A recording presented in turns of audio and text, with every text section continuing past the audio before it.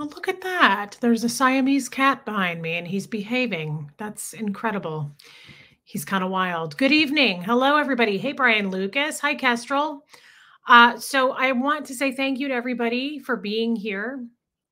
I am seeing that I've got a new member. Let's address that. Tiff420, thank you for being a member. Lisa Tremble, don't forget to put your crown on. Love you. Thank you, Lisa. Thank you for reminding me. I love you back. Hi, guys. So we're going to skip roll call again. Obviously, I talked about this yesterday. Thank you, Liz Tricks. Hey, Crystal. Decoding cults. You are strong and beautiful. You've got this. Thank you so much. I really appreciate that. So we're going to skip roll call because we've got something serious that we want to talk about this evening. And I want to, Erica Russell, thank you for becoming a member. I want to, before we get into this, so I have some specific emails that I have obtained, and they were by a member of a court, which is a group of the Jesters. It was by a director, one of the directors, and I want to share those emails. And I'm not going to name any names. I'm just going to let you know I have them and I'm sharing what they say. They are written specifically, it looks like, to sex workers. Okay. So before I get into that, I just want to kind of try to address this last night. I want to stick to exposing this stuff. This isn't about really anything else. This is specifically about the Royal Order of Jesters. This is not about one person in particular at this point. This is much bigger than one person.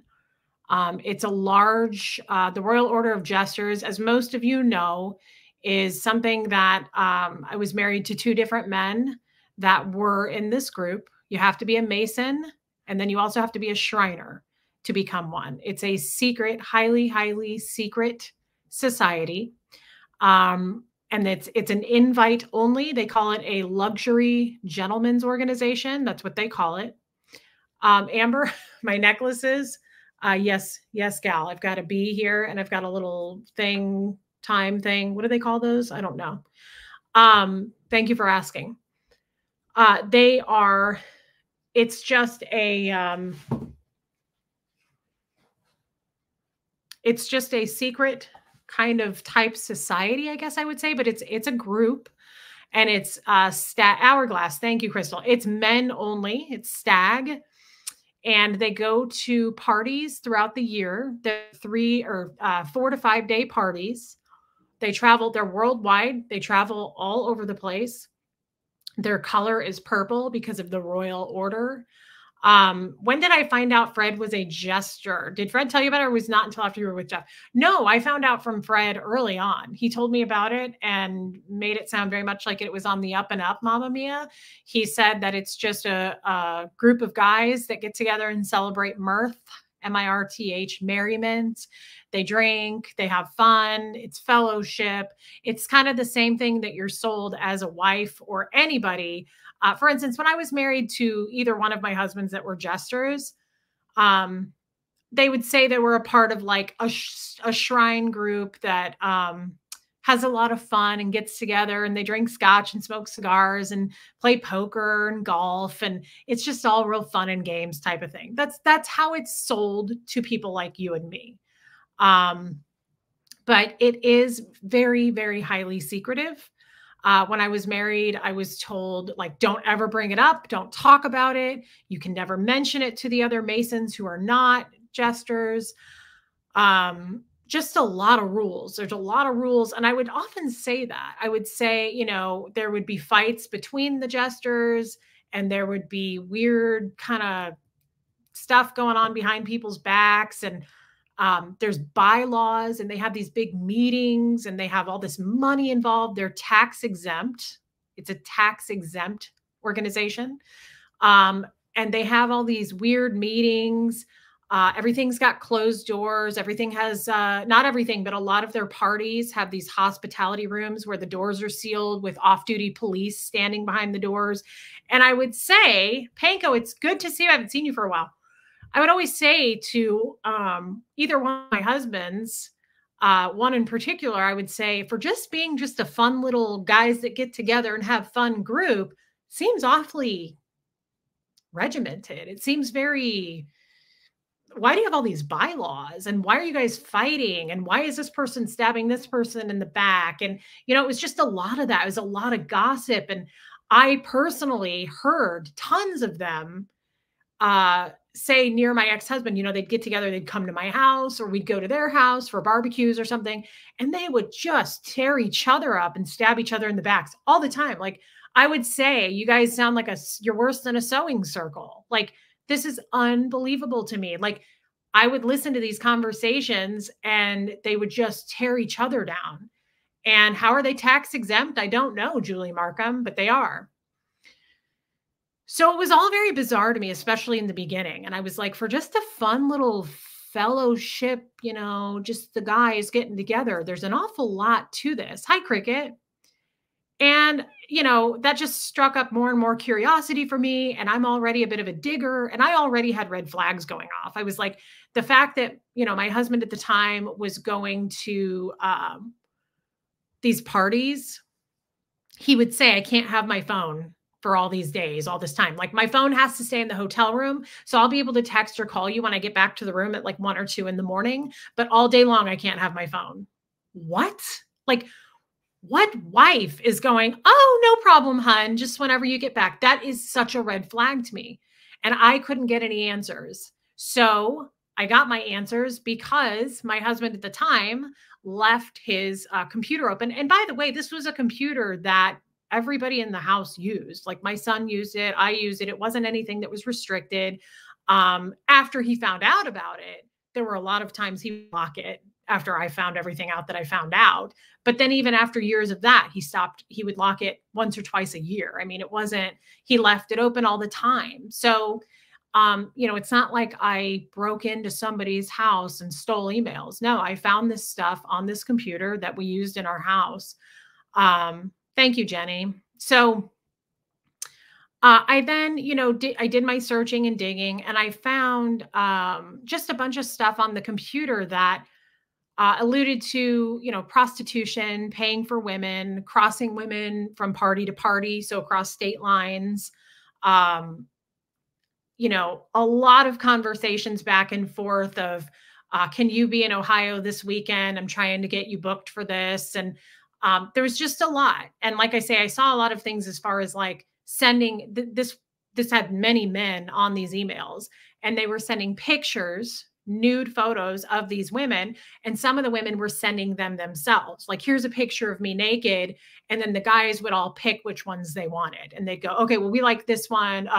Let's have one of them in one of these emails I read said, is there going to be a hospitality room for all the girls, for us to meet the girls? So, I mean, it's pretty specific. And so I went through that for years. Thank you, Mandy. I love that. Thank you so much. That is really kind. I know you're a mod over on the other channel. Thank you for becoming a member. So when I did finally find out about this, and I brought it up at the time, I was told, I said, I would like to take this to the police. I would like to, this needs to be exposed. I was absolutely threatened. I was threatened. I don't know if I was threatened with my life. The exact words were, do you want something to happen to you if you talk?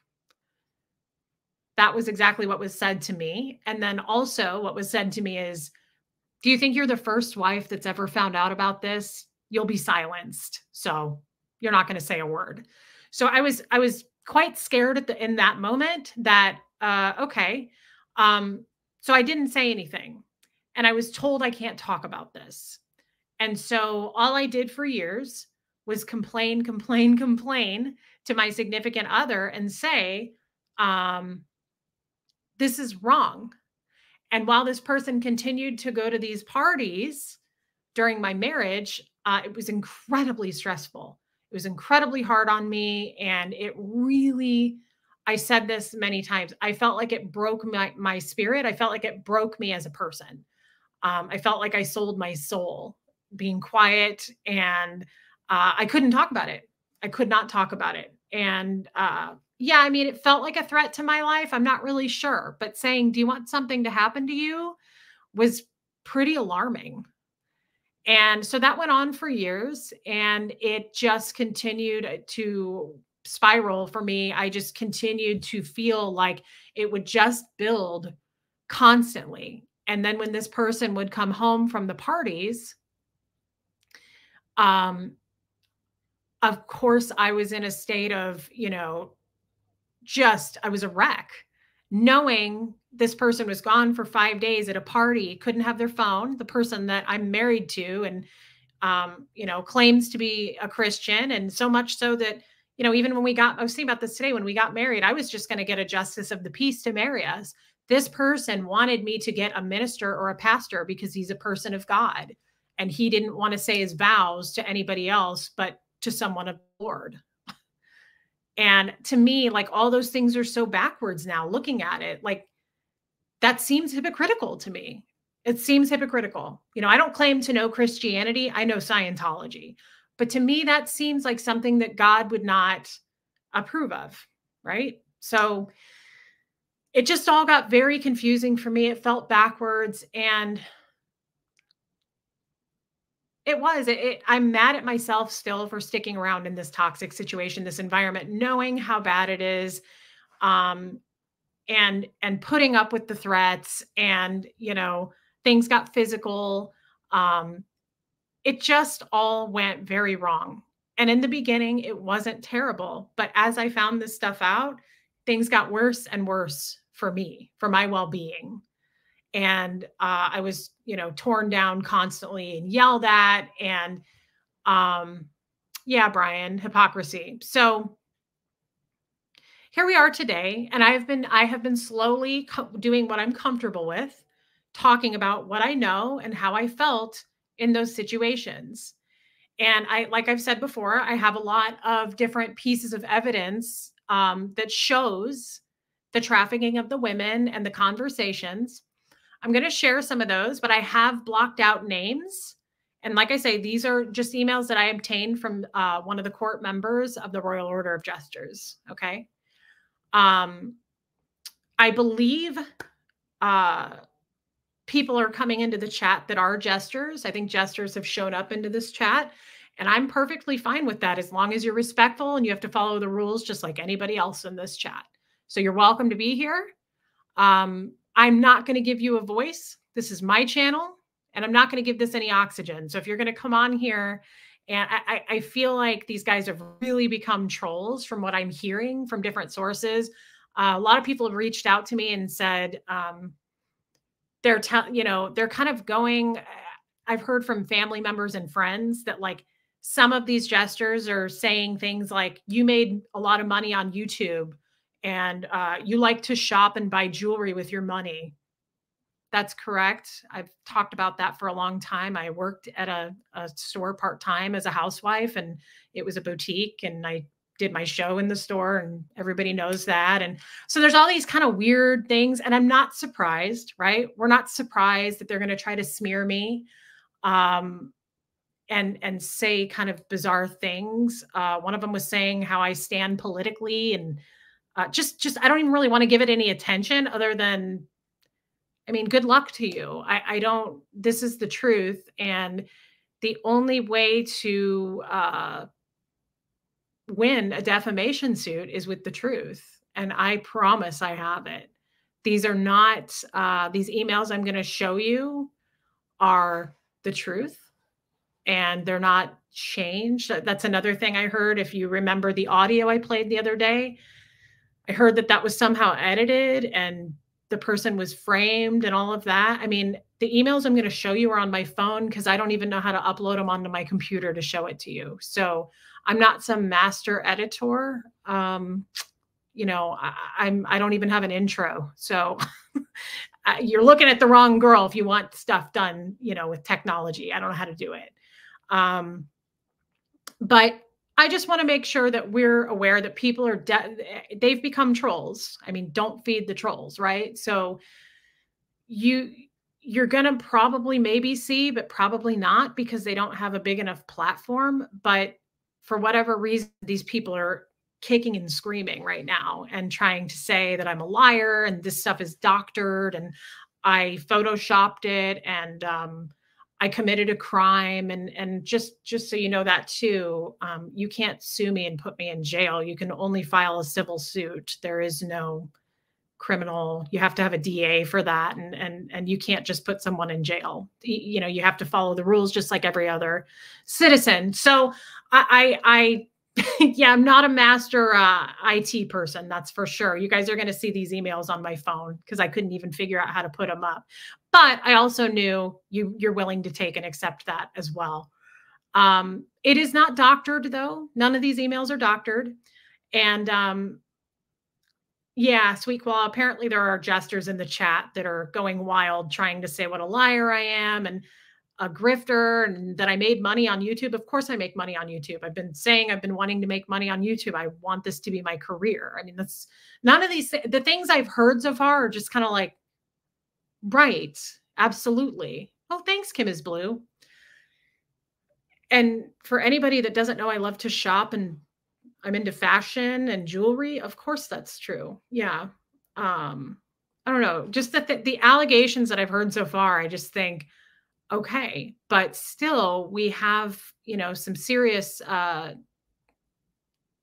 you know who you are and you know what you've done. Let's put it that way. People know what they're doing. Back to that old chestnut, guys. People know what they're doing. And I think the only reason that people right now are throwing all that is because they've got nothing. They have nothing. And I think they're probably worried. And I would be too. Quite honestly, I would be too. So I'm going to read some of these emails and then I will show them to you. I have blocked out the only way I can't do it. I don't know how to do it on my computer, but I went and blocked out, like I blacked out everything. So there's no names. Okay. I'm not even going to share names as much as I can. I'm just not even going to do that. But if you want the real names, we can go to court and I can show you where I got the emails and from the email address, and we can unblock those names. So either way, it works for me. They have not been altered, and these are emails that I obtained. So let's see here. And some of these are just random. I'm going to read them and then I'm going to show them on the screen so that you know what I read is the truth. Okay.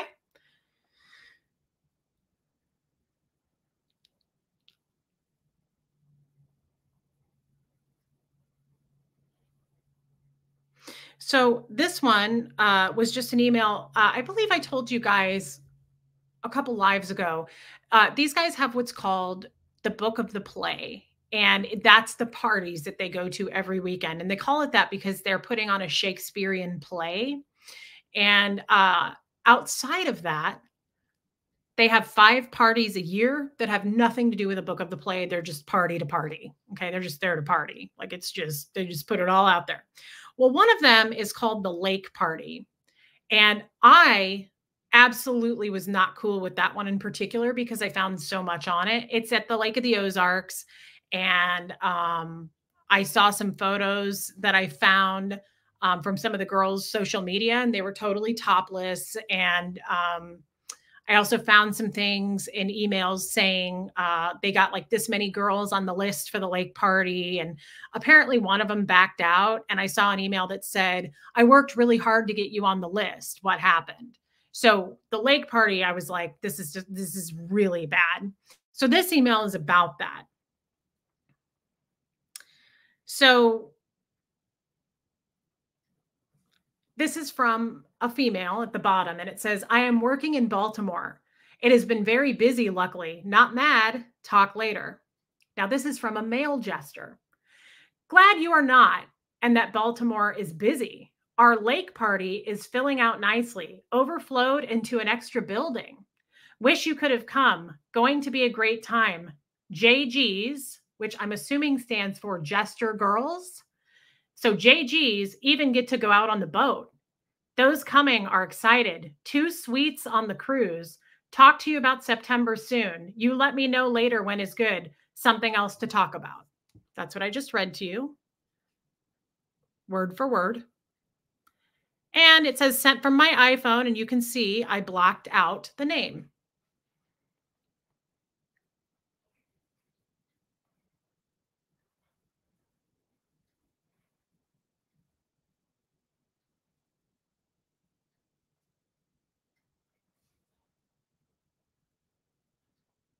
This one's not good. This one implies, well, I'll let you interpret it. And I'll even flip it on its side so that you can see it so it's bigger. This one is from a male jester, and it simply says, I'm not giving dates, Franklin. It simply says, if they aren't, if you'll do the Wednesday, oh, let me first give you what this word means because I had to find out what it meant. Private. A private is a prostitute within the Jesters that they pay for overnight or for a block of time. Otherwise, they pay by the hour. That's how this was explained to me. So if you see the word private, private means a girl that you've hired for an extended amount of time. Like maybe you're going to travel with her, or maybe she's going to be in that hotel room the whole Thursday through Sunday party. Okay. It's from a longer block of time. She's not seeing other men. She simply belongs to you. You hired her during a certain amount of time. Got it? Good. Listen, if they aren't, if you'll do the Wednesday private with a Saturday overnight, starting 1 hour early and following the usual rules, I'll cover your travel on top of that. Let me know what you think.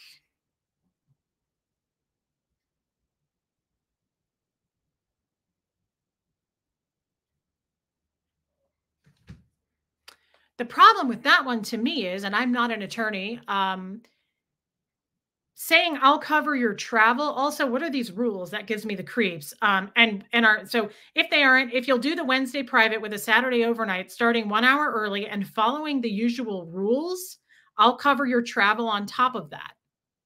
So first of all, that's what I mean by that part. And per an FBI agent I talked to, that's the thing that's really illegal. Covering their travel and traveling across state lines is more than prostitution. So there's that email, and that's not good. And I have a lot of emails showing the coverage of the travel too. So I've got some emails that show the purchasing of their plane tickets. Okay.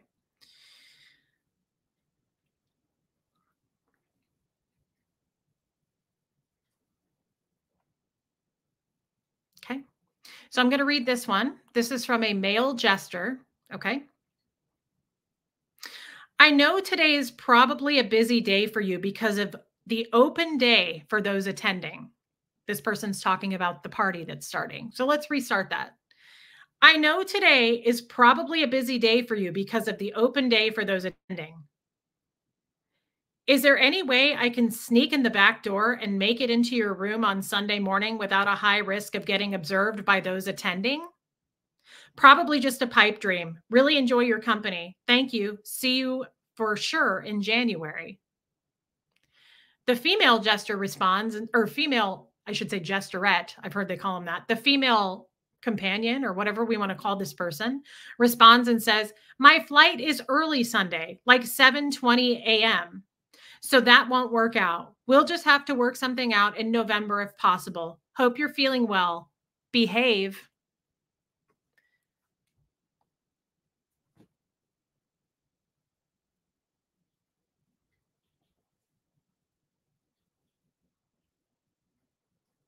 Behave. This one really kind of grossed me out. It's short. Okay. But the jesters refer to the other jesters as brothers. They're brothers because they take oaths and they have obligations, is what I have been told many, many times. And they come before anything else. They come before wives, they come before family. And this is why it says on many of the forms, the party brochures that they create, they say at the end on Sundays when they leave, time to go home, time to leave your loved ones and go home to your families. I've brought that up many times. So they call them brothers. Okay.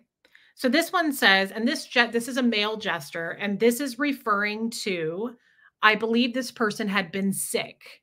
Okay. So they missed out on something. They missed out on a party. They lost weight and they had been sick. So this is real short. This is disgusting. It says, I am 7 pounds down. Wish we could connect while you are in KC this week. Take care of my brothers. I'll be thinking of you.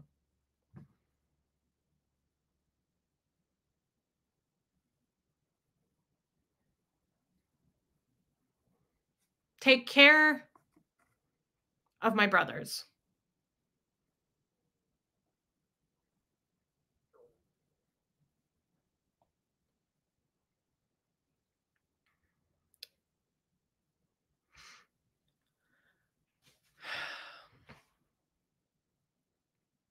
I've got another one here.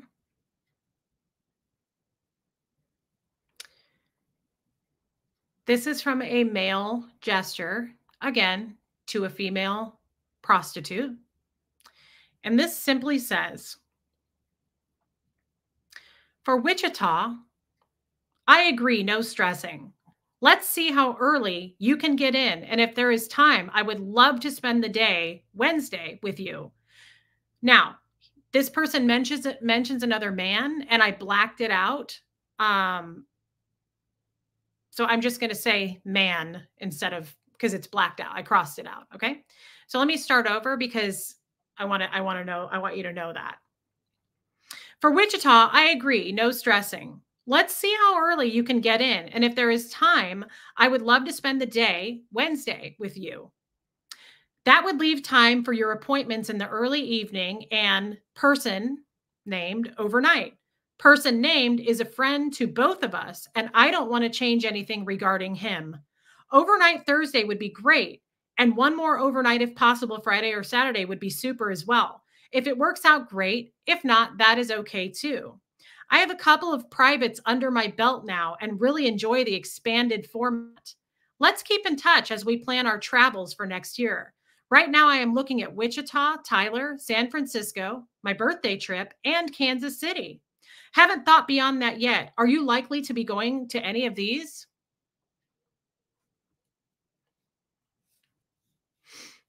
Faith, it's serious because it's illegal. So if you're not enjoying the show, you're welcome to check out.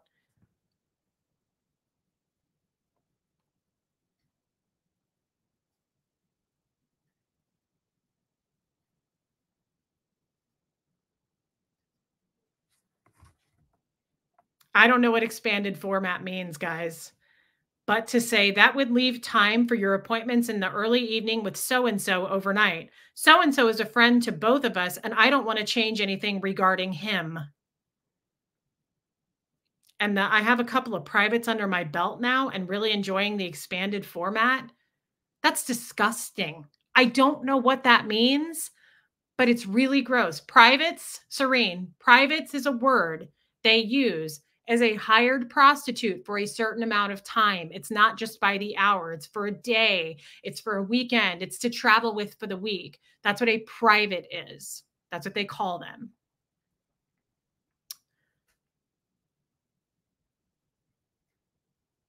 I don't know what that means. Your question.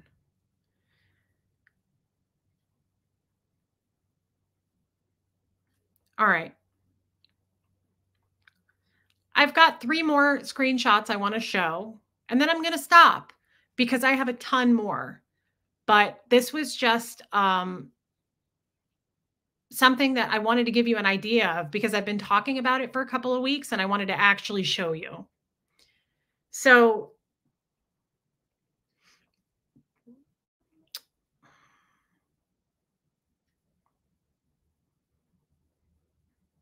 this is pretty disgusting, okay? I just want to share. And I want to clarify a word here that they use a lot, okay? It's called mirth, M-I-R-T-H. And when these guys sign off on Facebook, when they sign off on an email, when they talk in person, they say M-I-K, mirth is king, or yours in mirth, signed so-and-so. Mirth, mirth, mirth, mirth, mirth. That's all they do. It's kind of a weird thing that they worship. And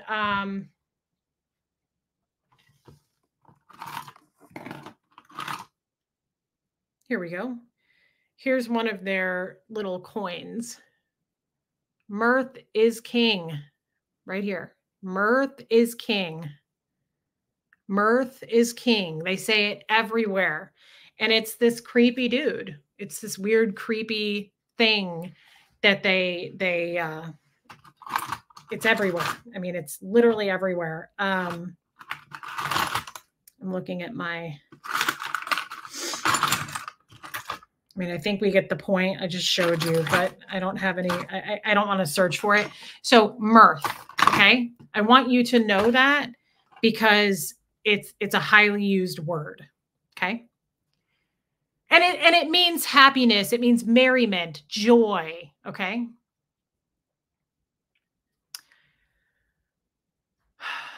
This is from a male jester to a female prostitute, okay? Wanted to talk about a private in San Francisco next May 14th and 15th. This is before their book starts. So San Francisco's book is what this person is saying. This is before their book starts. I don't know if you are interested in that or not. This is where it gets really inappropriate. Plus, I'd like your thoughts on Mirth Mansion here in Missouri. Don't know if you remember us talking about that or not. It's an up and running venue now and self-sustaining outside the realm. We need to figure out how to staff it for realm events separate from the books. Probably best to have that discussion face to face. That was why I was asking you about your travel timing to KC in September. If you were here early enough or staying later, I could arrange a meeting with the owner in our court to talk more about it, or even give you a tour of the mansion. I'd also love a short personal visit with you if we could figure that out. Let me know your thoughts when you have a chance. Safe travels. What does that mean to you guys? My mind immediately thinks brothel, a self-sustaining. So Mirth Mansion. It is an up and running venue now and self-sustaining outside the realm. We need to figure out how to staff it for realm events separate from the books.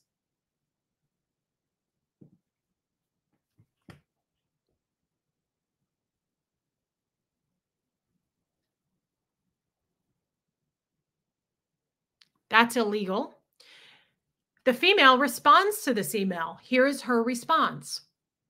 Hey, sweetie, what a weekend. I am very busy from now until November. Can't really add any extra days to my travel plans at this time. May is too far. Oh, okay, I will. May is too far away for me to make any definite plans. I usually don't schedule anything more than 2 months in advance. Life has a way of changing up on you. Don't really recall the Mirth Mansion discussion, but doesn't sound like anything I'd be involved with. It's a good idea for some others, though. Hope it works out for the group. Take it easy. Somebody has to until we meet again.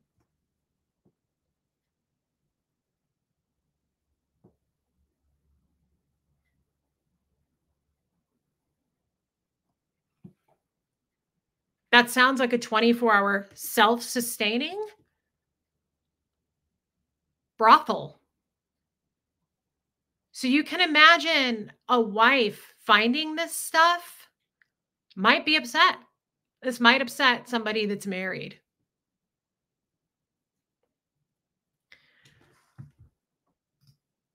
Give me a sec, guys. Talk amongst yourselves.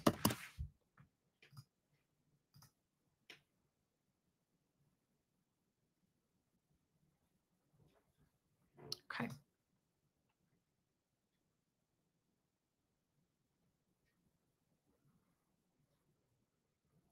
Why would anyone have these communications on their computer? I mean, I don't know. Why does anybody have emails on their computer? What do you mean?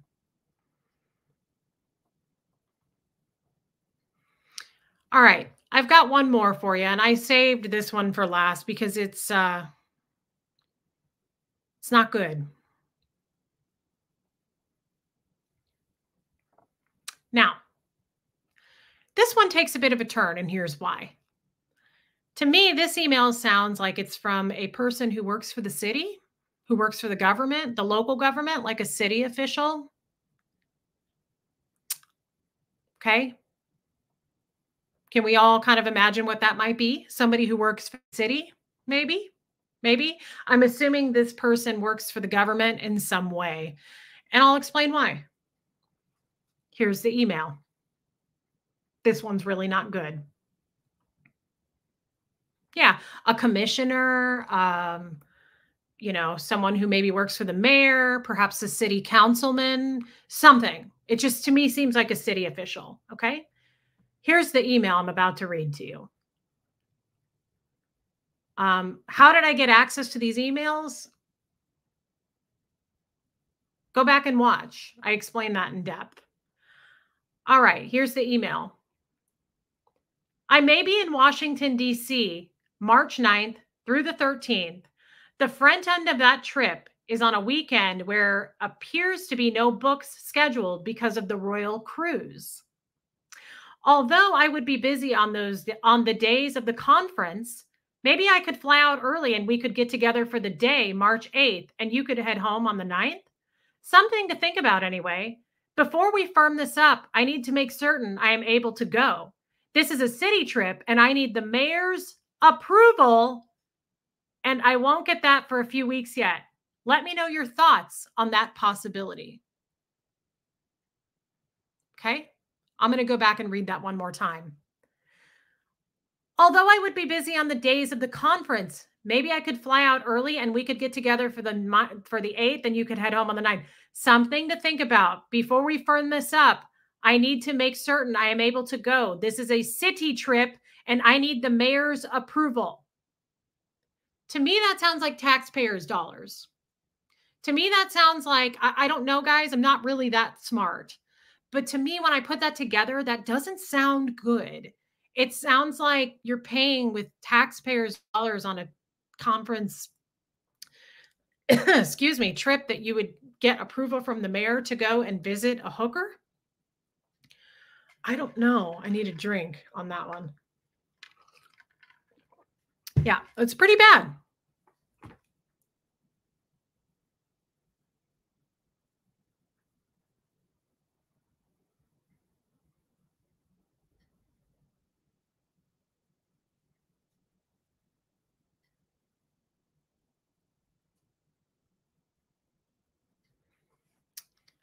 It doesn't sound good to me. It doesn't, a city trip. Yeah. Again, I'm not the brightest person on certain things, and you can tear me down left and right all you want. I am guilty as charged when it comes to loving to shop, guys. I love jewelry and lipstick, and we know this, but I'm not guilty of things like this. And again, tear me down all you want. This is just a tiny tip of the iceberg of what I have. And yeah, how do they justify their tax exempt status? But also, guys, when you are a city official of some sort, how in the world are you checking with the mayor because it's a city trip and you have a conference and you're wanting to get together with a prostitute? That just doesn't sound good. So here's what we're going to do. Because I don't know everything. And sometimes you need help. Sometimes you need a friend. Sometimes you need to phone a crim. Sometimes it's like a game show and you get one lifeline. And if I had one lifeline, I know who I would call. I would call a crim. And why would I call a crim? Well, for many reasons, because crims are more well-versed on things like this, folks. And this is why I've said 100 times, and I'm going to write a book about it. Don't get yourself a doctor. Bring home a crim. They can hotwire a car. They can unlock locks to break into homes. They also are well-versed on the laws, funnily enough. So it's really like a lawyer and a doctor in more than one. It's like a doctor too, because he knows how to do stitches. He knows how to sew my pants. He learned how to do that in prison. So there's so much. Plus, he's so well-read because he was in prison for 30 years. So let's bring on a crim. I think we need to bring on a criminal just to clarify what's going on here. Hold, please. You are a lunatic. How are you, Cribs? Hold on. I forgot one light. Hold on. Okay, well, you better get it together. We don't expect, we expect excellence. I had one assignment. I just had to turn lights on. Okay. So, you been having fun? Well, not fun. I mean, this hasn't been fun for me. However, I do want to say it's the truth. Yeah, phone a felon. It's the truth. And I thought that I would get input from somebody else that could help possibly. Have you been listening? Have you been? Okay. Okay. So if you don't mind, Crim, guys, this is Tommy Scoville. And we have a channel together actually called Cults and Crims. And rarely, he has his own channel called The Lifeboat. So rarely do we go on each other's channels. This is mine and he has his. We have ours as well. But I wanted to just bring him on tonight because it didn't make sense to me to go, now everybody go over to the Cults and Crims and we'll see what Tommy says. I thought, let's just bring him here. So Tommy. How you been? You did time. Yes, I did. You did a lot of crimes. You did a lot of crimes and a lot of time. Tell us what you think about it. Also, I kind of want to start with the last email. What are your thoughts on that? If a person were perhaps a city employee. Yeah. Well, you know what? It's happened before. Jerry Springer did it. Jerry Springer was the mayor, and I think it was in Cleveland, wasn't it? And he wrote checks on the out of the account of the mayor's office to get to pay for a companion, and it ended up destroying his career. People do this all the time, but saving emails is not such a great idea. It sounds very much like, and you know what? I do play the devil's advocate. You know, maybe there's somebody in the organization that calls themselves the mayor, and that's the person's handle, right? But when you start doing a little research and you kind of connect the dots, it would be a hell of a coincidence because, well, I'll be damned if the dots don't connect to somebody that did work for one of those who would have answered to the mayor. So it's kind of fascinating. But, you know, there is a whole litany of felonies throughout everything you were just talking about. For the people who go, you know what, it doesn't sound that bad, or, you know, I'm not sure that you're here. You could say I'm paying for companionship. When you talk about sneaking in for the overnight, trying to sneak in your doors before anyone can see you, what they do is this becomes part of an entire package of evidence. And in that is credit card receipts. By the way, these people they're corresponding with, send them sort of advertising. And it's not a brochure about playing golf or sightseeing. Right. Well, I do want to clarify here for Kim is Blue. Do you have more context? Sounded like the person needed mayor approval to attend the conference. Is the conference the jester part? No. And let me read that to you one more time because it says here, I may be in Washington, D.C. these dates. The front end of that trip is on a weekend where there appears to be no books scheduled because of the royal cruise. So there's no jester parties. Although I would be busy on the days of the conference, maybe I could fly out early and we could get together for these dates and you could head home on the 9th. Something to think about. Before we firm this up, I need to make certain I'm able to go. This is a city trip. Okay, so it's not a jester thing. This is a city trip and I need the mayor's approval and I won't get that for a few weeks yet. Let me know. So this is not a jester thing. And he is saying it's not a jester thing because of the jester cruise. Right. So everybody's out on the cruise. And this is specifically a city trip. Yeah. A conference. Yeah, that's bad. That doesn't sound good at all. It doesn't sound good, Tommy. Break that down because of like that would be I don't know. You got a whole host. You got a whole host of crimes there, right? Anytime to go on stuff like that. You're frauding the taxpayers. What you're doing, you're using taxpayer funds to pay to party. This has happened so many times. And the oldest one that I can remember would be in Britain, the sex politician pay. This happens so often. However, again, people leave around smoking guns, and the truth is, because you're doing this and doing it online, you end up with things like wire fraud, and then it brings up the question, I'm sorry, but if you're flying all over the place to all these, that's a lot of credit card receipts. A lot of these cats own businesses. it would be really interesting to see if they were telling Uncle Sam that maybe these were business trips, right? Oh, so you mean like maybe they're paying for it through their companies instead of like private personal? Yeah, and they say stuff like I'm networking, or I'm going to a training or a conference. So some of these guys might try to pay for that through their company as a networking trip. Yep. Would that be legal? No, it's not legal. I wonder if they're doing that. Well, it wouldn't be difficult to track down. Would there be a paper trail? Yeah, there would be a paper trail. And this is the kind of stuff, here's the thing. From a criminal standpoint, and I'm a retired criminal, but from a retired criminal standpoint, do yourself a favor. If you're going to keep something on your hard drive, think to yourself, would I want the entire world looking at this, right? Because if what you're keeping on your hard drive is not legal, right, then it's not somebody coming in and taking stuff. It's somebody coming and taking evidence, right? It's a completely different thing. It's like exigent circumstances kind of thing. If somebody comes to your door, for any number of reasons, and the cop goes to knock and he hears somebody screaming on the inside, he doesn't go, oh, I'll be right back. I'm going to go get a search warrant from downtown. You kick the door off the hinges, because there are times in law where if something's being done illegally, you got to do what you got to do. And I think you were a genius to take it. I really do. And hopefully this is, this is just the start. I wish it would take a very long time. It would take a very long time to lay all of this out. It's really not funny stuff, but the amount of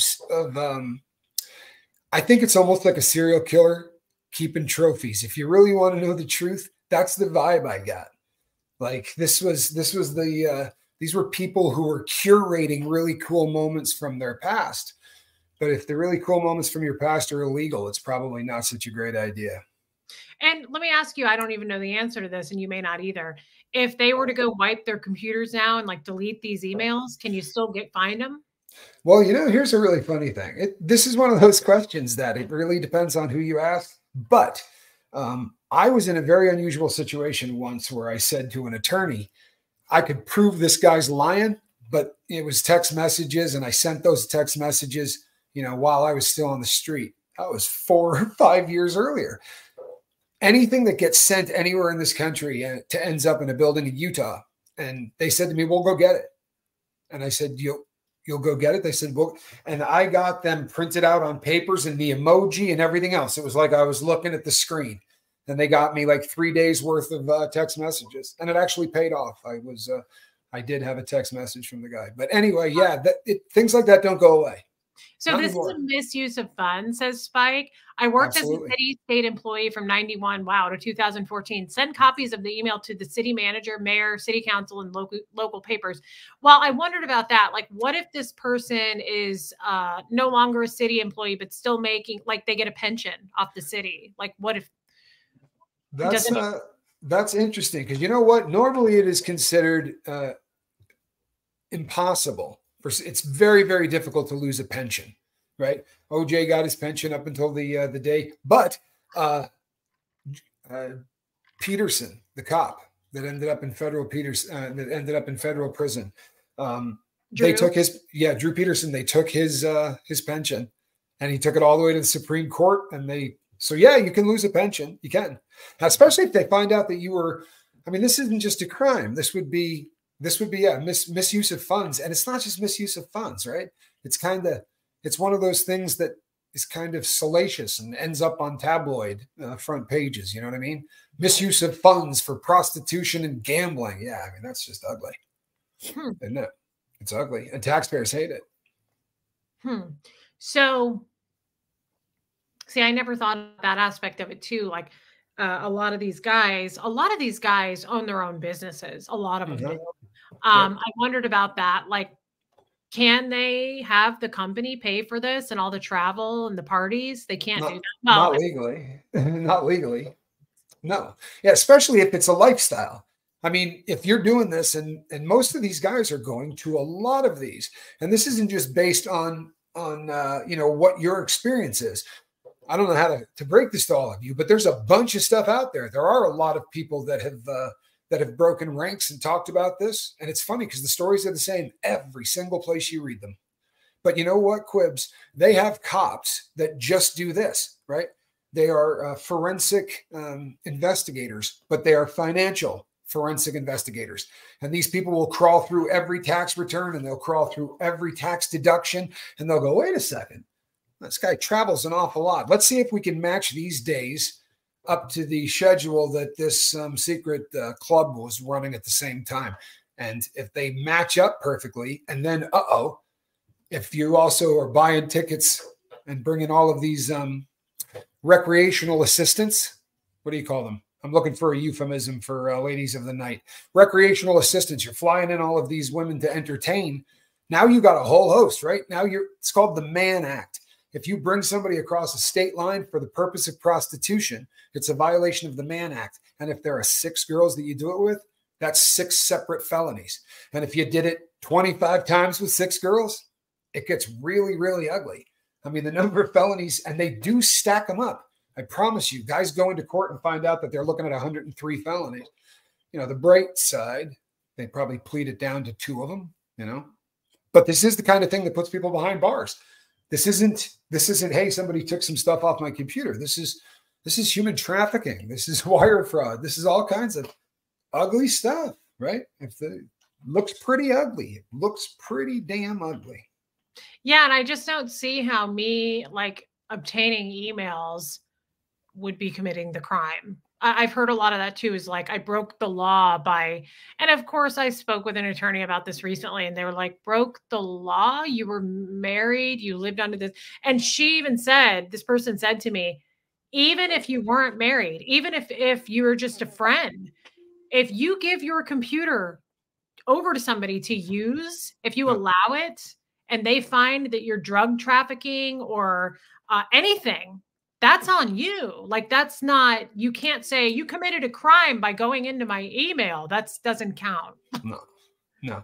If that were the case, you realize how many cases, really the most horrific stuff in the world, those cases are pictures that are found on laptops. And this kind of stuff has been litigated to the Supreme Court and back a million times. I'll tell you what I found fascinating that you dropped a bomb on today was the Mirth Mansion. And I'll tell you why I think this is fascinating, because they have a little club that only caters to themselves, right? This is a club that only caters to themselves. So to have a facility that's just like the traveling show, which is really what he says. I want to stop you for a minute. I used to do videos on that computer. Remember before I got my own computer? That's right. That's how I started my channel. That's where the boom mic was at one time. That's right. That's right. Funny. That's such a good point. Anyway, it doesn't matter. I'm sorry, Tommy. I hate interrupting you because then it's hard to go back. What were we talking about the Mirth Mansion. Oh, the fact is this. When they say it's self-sustaining, so it's generating enough money to pay what? Rent. They had to get a facility, right?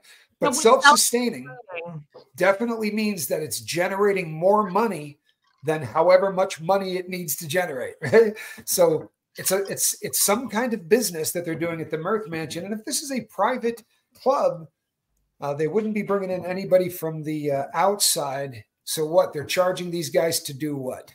Drink? Well, then you got an illegal liquor license, right? Where's your liquor license? What's going on? There's nothing that you can say that doesn't look really bad on this, especially when you reach out to another recreational assistant and say, hey, would you like to do this? Her response was pretty cut and dry, wasn't it? Yeah, I don't want to work at a Mirth Mansion. No. The travel thing's one thing. I'm not going to be in a house waiting all day for, it was a very kind of curt thing. No, I would not have any interest in that. She didn't even say, explain it. What are you talking about? She knew exactly what the Mirth Mansion was. That was a real quick, nope, I wouldn't have any interest in that. But boy, some of the other girls might. That one's ugly.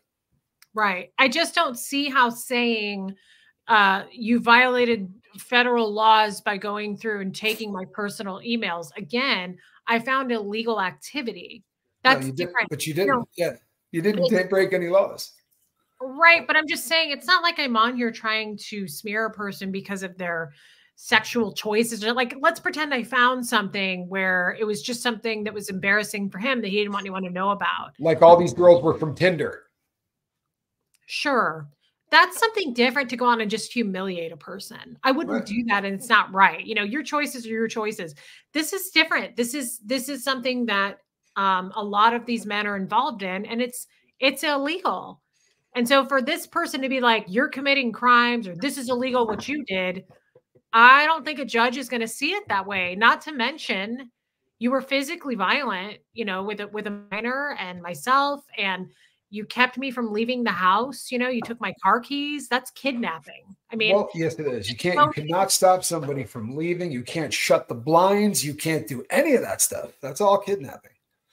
yeah, For and then real. also like the fact that I was silenced by, I feel as though my life was threatened by saying, "Do you want something to happen to you if you expose this?" I But mean, all those things doesn't seem compared to, you know, saying you broke the law by stealing my personal emails. you also can't have it both ways, right? You can't have it both ways. This individual at one time may have said, right, there may have said, "Nah, I gave her every single password when we first got together. I had nothing to hide." But This person honestly, said that to you. This person said to you, "I gave her all the passwords because I didn't have anything to hide." yeah, yeah, he was. You're He was, right. and you could go back and listen to that. It's not like this just because when it happened, I talked about it. Right, and you can't, you're right, you can't have it both ways, you know, and it's fine. We're talking about something anyway. An attorney spoke to me about this and said, "You didn't do anything illegal." No. Um, so we don't have anything to worry about anyway, but I think a lot of the jesters are trying to claim, from what I've heard, they're claiming that I broke the law and I broke these federal laws. And first of all, it's civil. You Yeah, can't put me in jail. You can't you're gonna demand go that I go to, hire a prosecuting attorney. yeah, you can't just put me in jail.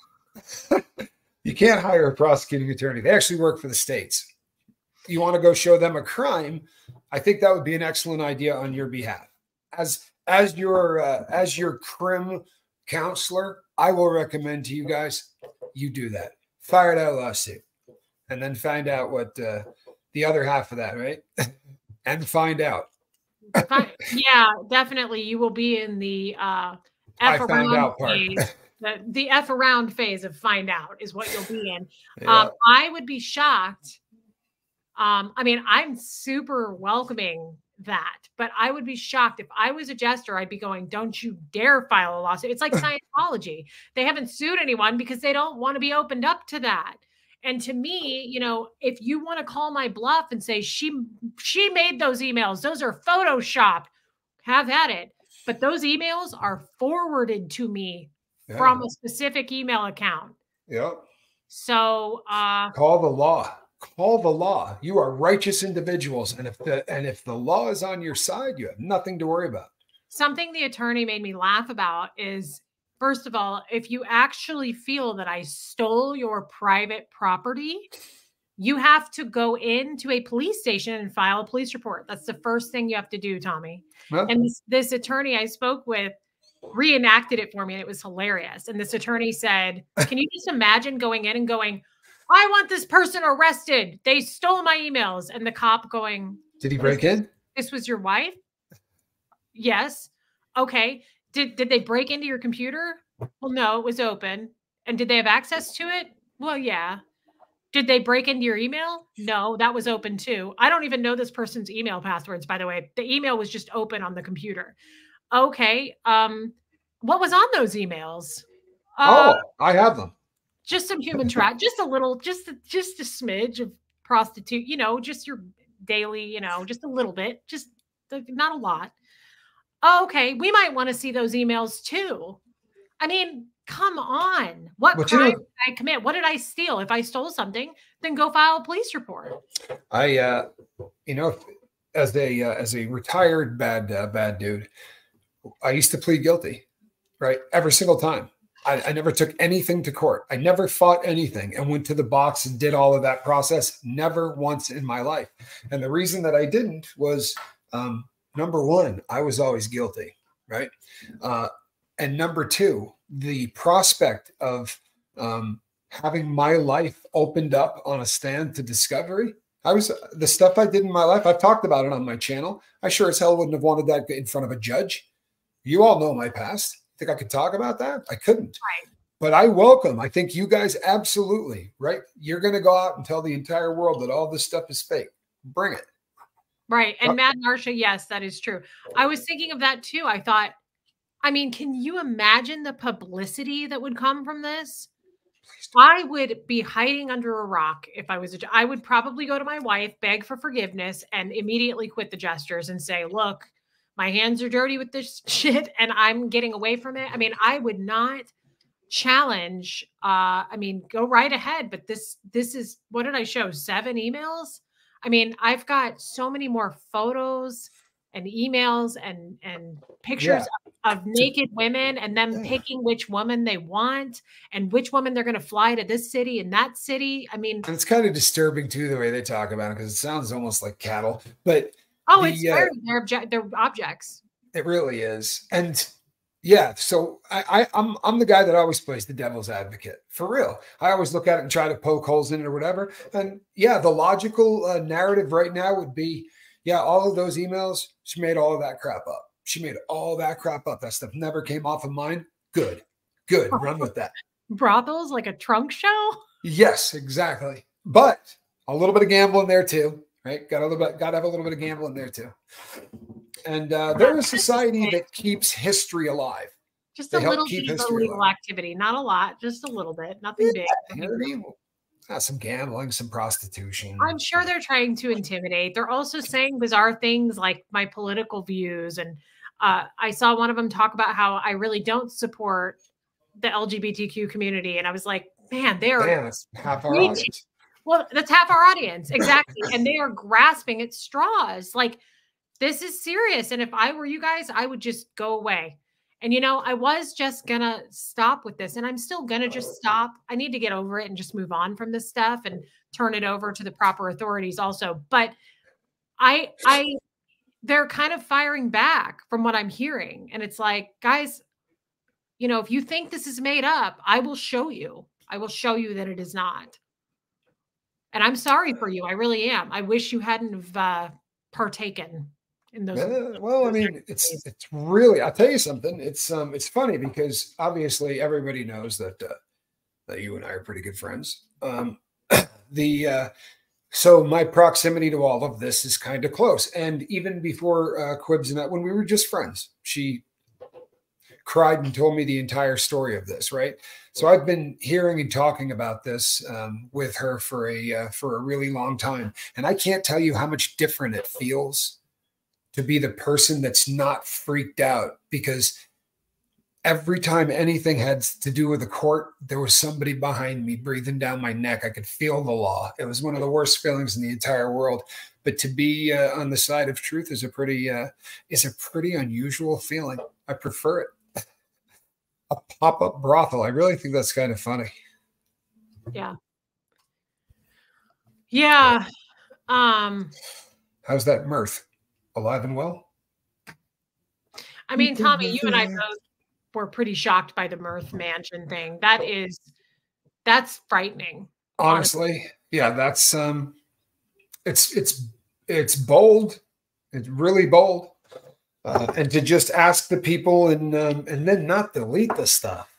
Not delete the stuff, right? Not delete the stuff, but also leave it open in an unlocked computer with your email just open too. I mean, I don't hack into emails. I don't even know how to put these on my computer to show you guys. I have to show you from my phone. I don't know how to do any of that. Kathy asks where the Mirth Mansion is. We're not at liberty to disclose where it was or is or any such thing. Right. And Jilbo, have you gone to law enforcement? We have spoken to an FBI agent about this. And a few attorneys. Definitely a few attorneys. But the FBI agent said to keep it within the FBI. Isn't that what they said? They said, don't take it to your local. This stuff is all federal. I mean, all of the stuff they're doing are federal offenses. And there were three things. There were three things that the agent said, correct, that were necessary in order to make this like a RICO. Right. Well, to make it human trafficking, what they were saying is that if you're flying, you have to prove that the person made arrangements to bring the prostitutes. There has to be some kind of paper trail to prove you were involved in that. So like something the email like, I read that said, I will, if you follow the rules, I'll cover your travel. Well, that's a start. But then if there's some airline tickets that also coincide with that, that would be even better, right? So then there has to be some proof that there was compensation for what happened. Now, you didn't hear it tonight, but I will make a reference to something that was outside of anything we saw personally.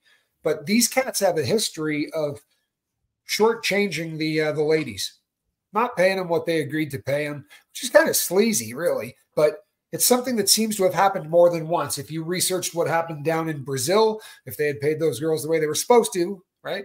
But they were getting cheap. Anyway, there are some emails out there that we have seen that say exactly that. One of the ladies herself even said, Jeff paid me, this is from her words, Jeff paid me $4,000 for a weekend. So we have plenty. Yeah, there's Moosey. Moosey, come here, Moose. Come here. He really is it. Timu Playboy Mansion. There's your daddy. Moose. We have plenty, do we not, of showing payment? Yes. I actually was going through today the emails that I have, and a few of them are Western Union money transfers to a specific woman. So I have that, but I have a lot of airplane tickets. All of it. Honestly, all of it. Sadly, from a criminal standpoint, right? Sadly, they did everything wrong. They did absolutely everything wrong. Now, that's a good thing because these people need to, this needs to stop. It really does. Because you know something? In 2024, you'll hear people, I promise, in the comment section that'll say, this has been going on forever. This is just boys being boys. Here's why that's BS, right? In one of those little books, if you start going through and looking at the names, there are cats in there that are judges. No joke, right? There are people in there that are lawyers in the system. Now, what happens if a kid gets caught with, say, 3 ounces of meth, right? But he's his dad's a brother. Do you think it's going to be the same justice that it would be if some random kid, gets caught? It's an ugly thing. Crystal. I kind of thought that too. I was like, who uses Western Union? Well, here's the thing, right? In their defense, if you destroy all of the paperwork, right? If you destroy any record of the Western Union, then you're smart because it kept it off of your credit cards. You didn't leave a paper trail. However, in the future, is that what Western Union's for? Yeah, in the future, maybe don't keep around proof that you did it. Just saying. Is that how you could pay a prostitute? You could Western Union because there's no trace of it? Well, it doesn't leave the same paper trail that your bank account would. And back in the day, it was a lot easier. Now there are laws so that if you send anything near 3,000, they're going to fill out papers and all kinds of weird stuff are going to happen. But it's definitely used a lot by criminals. It is. I spent a lot of time in my life in Western Union locations, sadly. I could see that. I can see but that. Not in a long time. I see that for your journey in the past. Yeah. And may I make a recommendation? Just another good one before I go. When you guys get inside, because it's not going to be a long rep, if this goes down that way, 18 months, 24 months, because guys like that don't get a lot of time. But read books. That's what they tell you. Get in there and read books. It'll really help. Except one of you who might want to just work out instead, but you get the idea. Maybe work on diet. That's what I would. That's what I would do if I went to push-ups. And something else I just want to say that I realized, I always thought of these guys as like extremely confident because reading these emails to me, I was like, wow, this is some serious confidence to be able to. But now that I think about it, would it be more arrogance? It's arrogant. Have you ever heard the word hubris?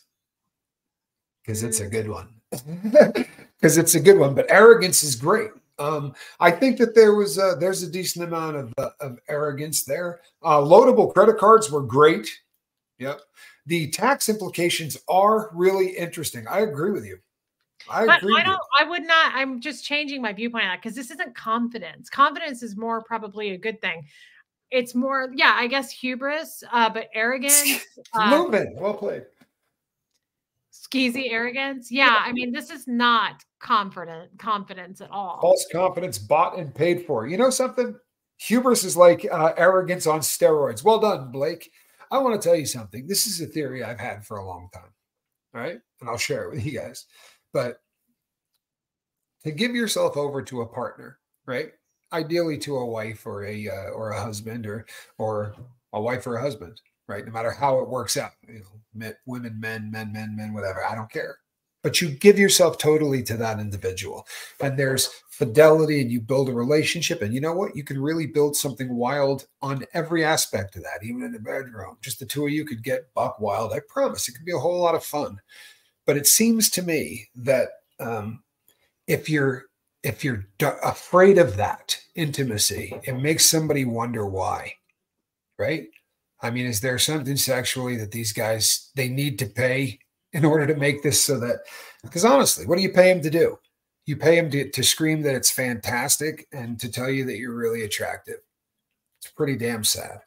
It's kind of sad. It is. It's sad to have to pay for it, in my opinion. Like, well, to do it every other weekend or whatever. I mean, it's tragic. There's a deep psychological thing in here that I think is fascinating, because it's not the guy going down the street and picking up a girl on the street. And it's not somebody going out to the brothels or doing whatever. They've designed an entire little unit, right? And with the secret handshakes and all of the BS. But when it comes right down to it, they have built this entire secret society of 100 some odd years of just doing hookers. It's pretty sad. I hope that they get counseling. I do too. And it's sad to me that they totally deny. I mean, again, I have heard that I'm making this all up. I typed these up myself. I photoshopped or whatever I did. I mean, the people who were involved in this, who are watching this, they have to know that's not, it's real. It's real. And go ahead and push it. If you want to make sure it's real and take this to court, we will show the judge so you can see that. But these are absolutely real. So we don't demonetize? Fart around, see what happens. No, but for real, I think you were very classy today, Quibs. I really do. I think this was done in a very classy fashion, because I've seen all of it, and you could have really done a waterfall all at once. But for all of honestly, because you got to know that there's a narrative. Anytime somebody knows they're busted, there's a narrative. There's a narrative they would give to the authorities. There's a narrative they would give to their friends, right? There's always that, this is what they're going to put out there. There's nothing else they can say about you. They're going to tear you down to say, what, you don't like gay people? Because there's nowhere else to go. Right? Yeah. That's something that can't be proved. So they can go with that. And some of the most ridiculous crap. Do you guys remember when we were getting ready to go on the road and say, I'm not even going to dignify this stuff? Honest to God, I'm not. I'm not going to give these people but you know something? If I was a member of said organization, I would change that cat's name. I really would. Yeah. It just doesn't seem. Yeah. Hey, look up the name Valachi. Right, starts with a V. Look up the name Valachi, because it would make a hell of a nickname. He was another guy that just talked way too much, and except he heard a bunch of Italians, but it's the same drill. What is Jeff going to go through? I mean, again, it's the false confidence. I don't think Jeff is worried about this in the slightest, or any of these guys. And I'm not here to shake their tree. I really don't care what they do. They are already trying to say that I'm anti-LGBTQ and I voted for this person. And I heard today that there was some story around that I asked Reese this story about a person who is trans. And I'm like, what are they doing? This is the best they can do. This is it. I mean, unfortunately for you guys, I've had a show in a week and a half for a year. Coming up on the anniversary. I've done 500 videos. So unfortunately for you to come out, I mean, I've put my whole life out. It's kind of sad to me that the best you can do is Reese has made money on YouTube. Reese likes to spend her money on clothing and jewelry. Of course she did. She was a stay-at-home wife that had a part-time job in a boutique. And Reese has political views, and Reese treats LGBTQ people horribly. That none of that's true, and you're too But late. there's also 1,000 hours of Reese talking to not an audience, a family, people that talk and pay attention, right? Like they're interacting. These are friendships that are no joke real. So when you go, oh man, she made this stuff up. Actually, if you guys go back about 4 or 5 months, ask anybody here who's a fan, and they'll go, I remember that episode. That's a good point too, Tom. You make a great point. 4 or 5 months ago, you can catch, there's a specific episode called It's Not a Race. I just made it public. You can go back and look, and I cry through it saying there are things I want to tell you guys, but I can't. I wish I could tell you, but I can't. I was being silenced. I was being threatened to not talk about this. So for me to just be making all this up, there's just way too much. There's way too much. Yeah, and Kristen Melinda, how dare you make money? That's the other. I want to make a point about that because didn't he take your cash? He took my cash. That's the other thing. It's like, so you're going to claim defamation, but you benefited from my channel. Also, you came on as a public figure on the channel, so you're not a private person. Also, you took my money. You took my money. You benefited from it. So you're complaining that I made money, but you made me give you money. So in fact, listen, now that this thing is cooking. Yeah, of course I want to make money. That's not a secret, and it shouldn't be something I should be ashamed of. And, you know, is it okay to go on and say, well, what do you make, Reese? I mean, I don't do that to people who have jobs. It's inappropriate. But I'm sorry that these guys are stuck in the early 1900s. Women make money now, and we kind of want to, you know, and especially if you're a bona fide rock star. Sorry, you're a bona fide rock star. Reese is a queen, says Goosebumps. Like I kind of agree with you. You know, here's the reason that you mentioned that there was so much you couldn't say. Exactly. I mean, unfortunately, guys, what am I, Tommy? I have no filter, and I'm pretty blunt, and I've always shared too much of the truth. A lot of people have said that. Jeff said that to me all the time. Like, whoa, you share way too much about your life. Well, now it's coming back in a good way on me because there is nothing to hide.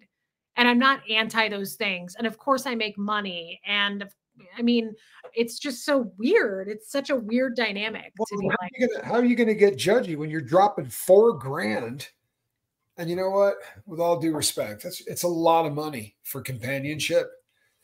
And I'm not judging the selection because I'm not that person. I'm really not. But for $4,000, just seems like a tremendous amount of money to me.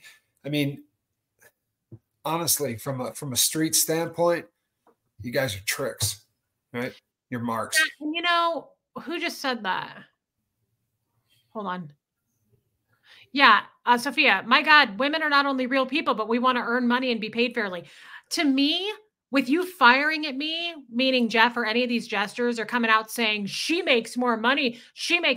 So are you saying you don't want women to make money? Are you saying that it's not cool that women are trying to make money out in the workforce? I mean, I kind of am a little bit bothered by that, honestly. I'm a little bothered by that. And I'm a little bothered by the fact that once I did start making money, you immediately came to me and said, we need joint bank accounts and I need you to Venmo me that money. You know, it was all a matter of control, Tommy. I don't want you to make money so I can continue to control you and you can't leave. And that was my life. I couldn't leave because I didn't have any money to leave.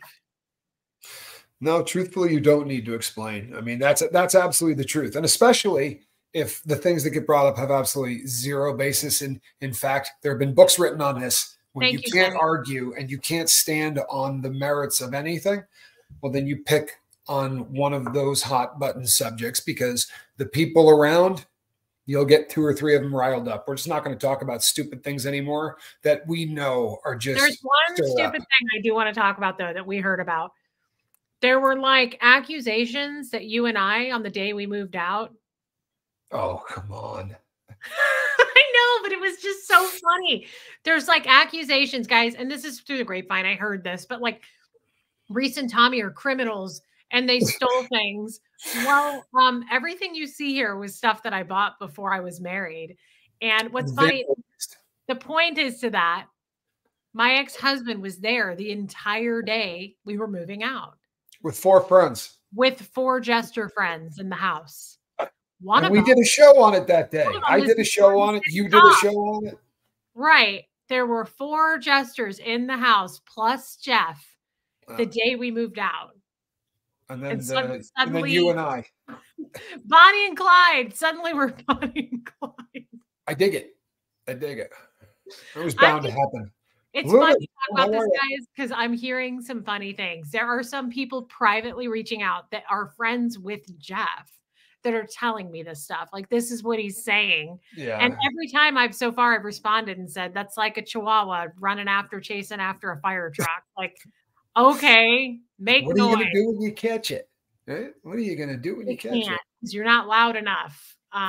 Yeah.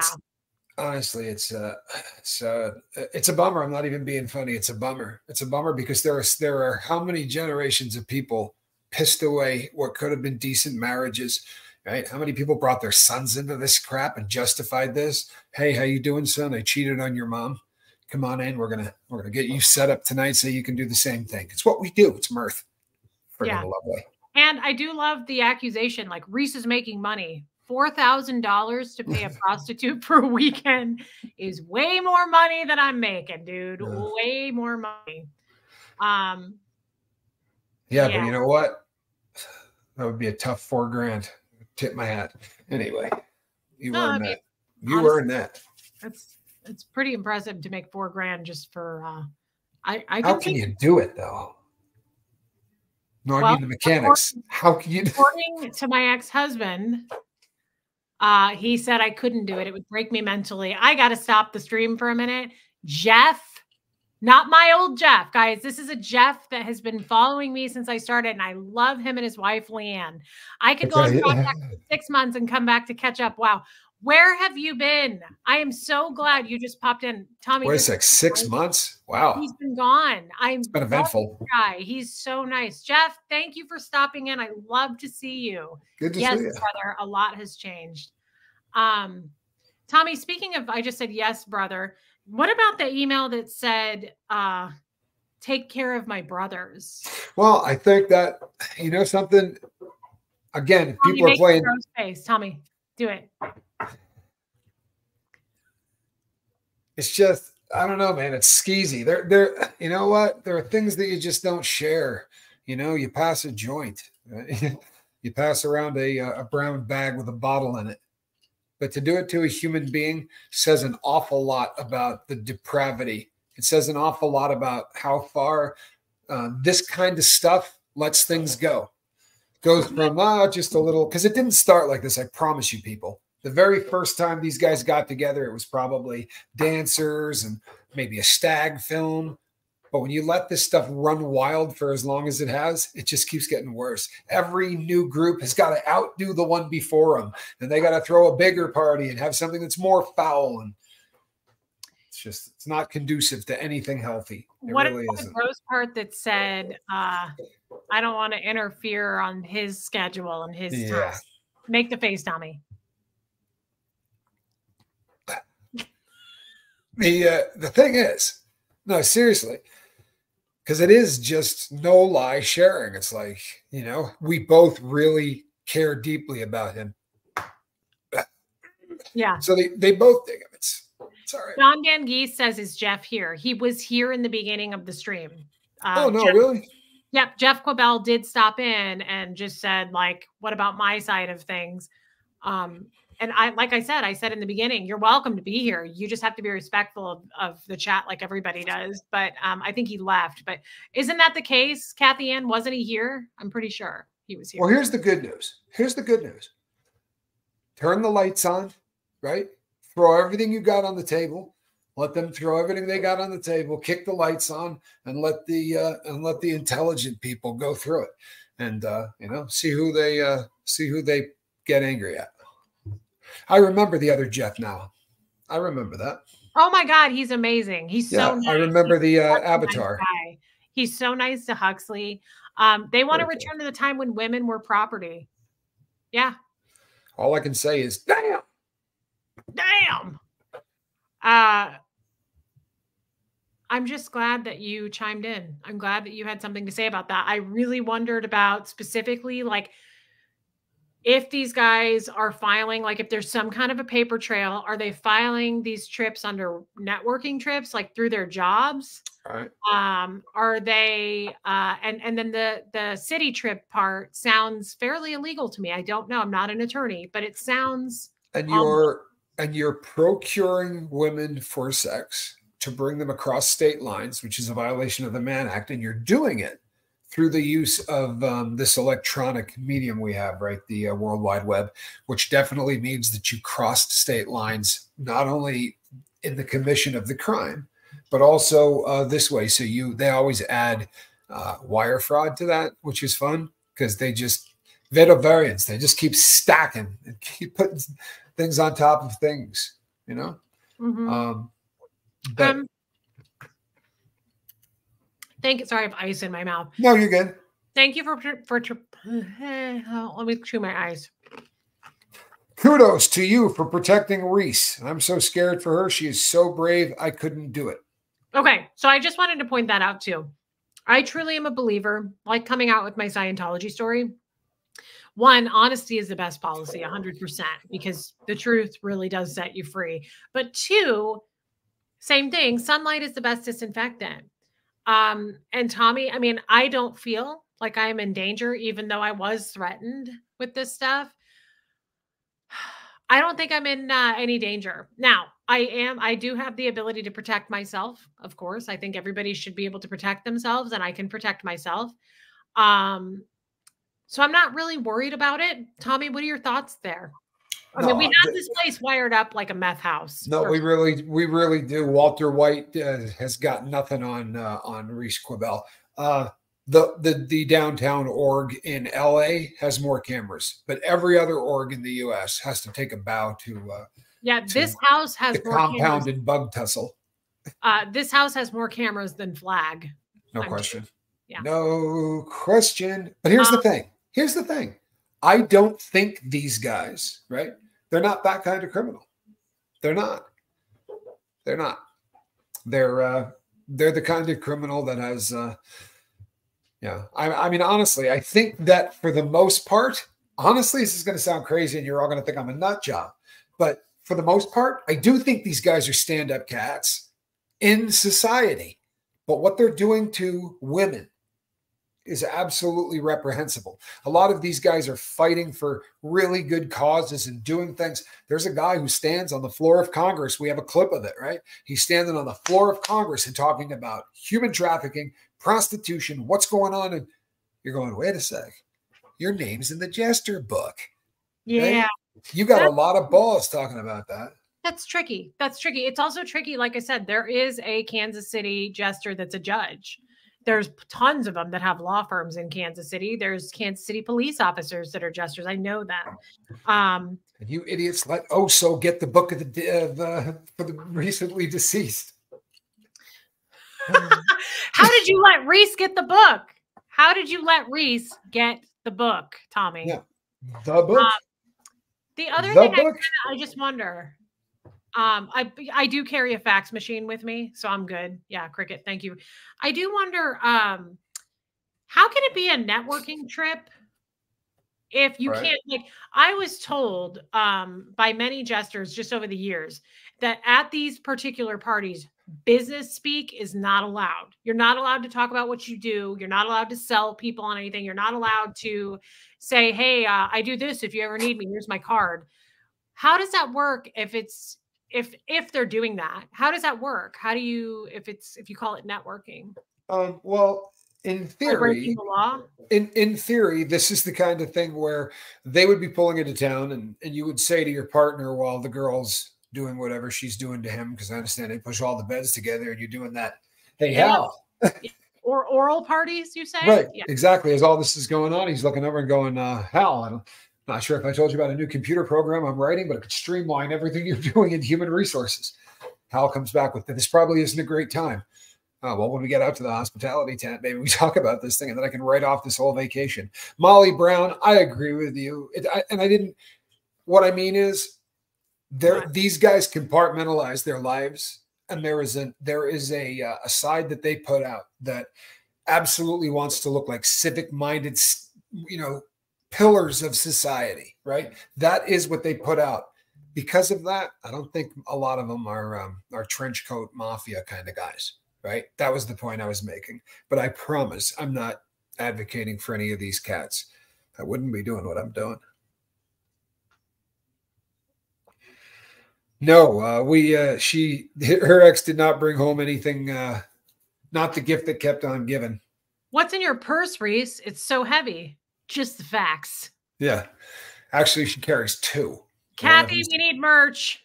Keela. One of them's kind of smaller. It's a slightly smaller fax machine. It's small. It's a backup. It's a backup. Modern. It's a 2024, just a more modern. Honestly, she keeps it as a throwaway. If somebody shows up, she's gonna knock them out with the big fax machine and then throw the smaller one in their hand and say, "I was attacked. We're on to you, Quill. We're on to you." Oh, Luna's mom. Okay, I'm glad to hear that. Chat drama. Your mods were on me, and I love them for it. I think everything is cool now. Love you. We are kumbaya now. Well, I'm so glad, and I'm glad you're here. Don't make me get my backup fax. No, actually, if you have to go to a third fax machine, that's a problem. You got to call in a professional. And I don't want to carry a purse where I have to have three. You know what I mean? That's a lot. No. That's weighty. That's got a lot of heft and lift. And you have you've got an open carry weapon, right? Not a concealed one. Never leave home without it. I mean, there's that. I'm just saying I can protect myself, but I'm not worried about my safety. I'm really not. Living out in the country, you don't know who's got what, and it's a wild card. I'm going to tell you right now. These folks right now don't. I'm looking at your front door and your back door. We're wired for sound. Tommy sees everything on the cameras, but yeah, this place is literally wired up like a house that would be full of drugs. And then I can talk to her, which is really funny. In the morning, I go, "Put a shirt on. What are you doing?" That doesn't scare the ever living out of me. By the way, I was outside. I was calling Bo. Yeah, I think I was topless, wasn't I? And you were like, "What are you doing out there?" Well, you can get topless around the cows; they don't care. It was really early in the morning, but Bo has great hearing. So I said, "Hey, Bo," and he was way the hell away. And you see him go like this. Then he looked around like, that sounded like the bald guy. He is a very good watchdog. That dog hears everything and he barks like crazy. So that's a good thing too. Do you have any other thoughts about this? I've seen her up at the fax range. Nice. I like it. I'm number one in this county. I've beat them all. She greatest fax tosser in Fifth Ave, I'm told. Kathy, we need merch. I've seen her up at the fax range. Yep. Yeah. The loud bird would warn Reese. Do you want to tell everybody about the loud bird? I'm so sick of that bird. Now, I love birds. I love this birds. This bird has started a relationship with one of our security cameras. In love. It's a problem, and he chirps all night long, and it's gotten weird. It's gotten weird. Tommy, what are you eating? Candy corn. Of course you are, because you ate everything candy in my house. That's not true. There's a huge candy stash at your house. You liar. You liar. Go into the cupboard. Third shelf up above the dog food. Far right side. Please. You go. You know what? The last time you asked me about candy, I said, no, there's still a bag. It's on top of the fox. And then you went out there and where's there? Yeah, that's what I thought. Oh, yeah. Fine. We'll see.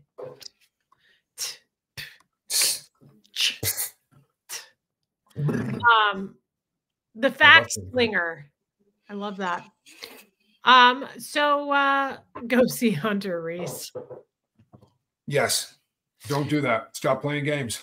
So, babe, do you have anything else that you would like to chime in on as our phonocrim? Yeah, well, I find this, I find it fascinating because inevitably this happens to all people who live in glass houses, right? And this was a guy that lived in glass houses and wanted to throw stones.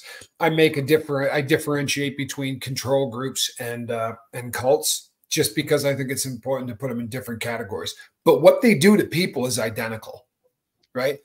They have their own languages. They control people. They bring them in. They love bomb the crap out of them. Then you start changing how you talk, how you dress, who you hang out with. You got no more friends who aren't part of the control group. And the whole time, busting his significant other's chops because she's a Scientologist.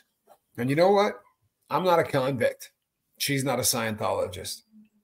Okay. Good point. For real. And yes, follow the money. And you know what else is a good point that somebody just pointed out? Notice the trolls don't talk about the jesters. They just talk about you. I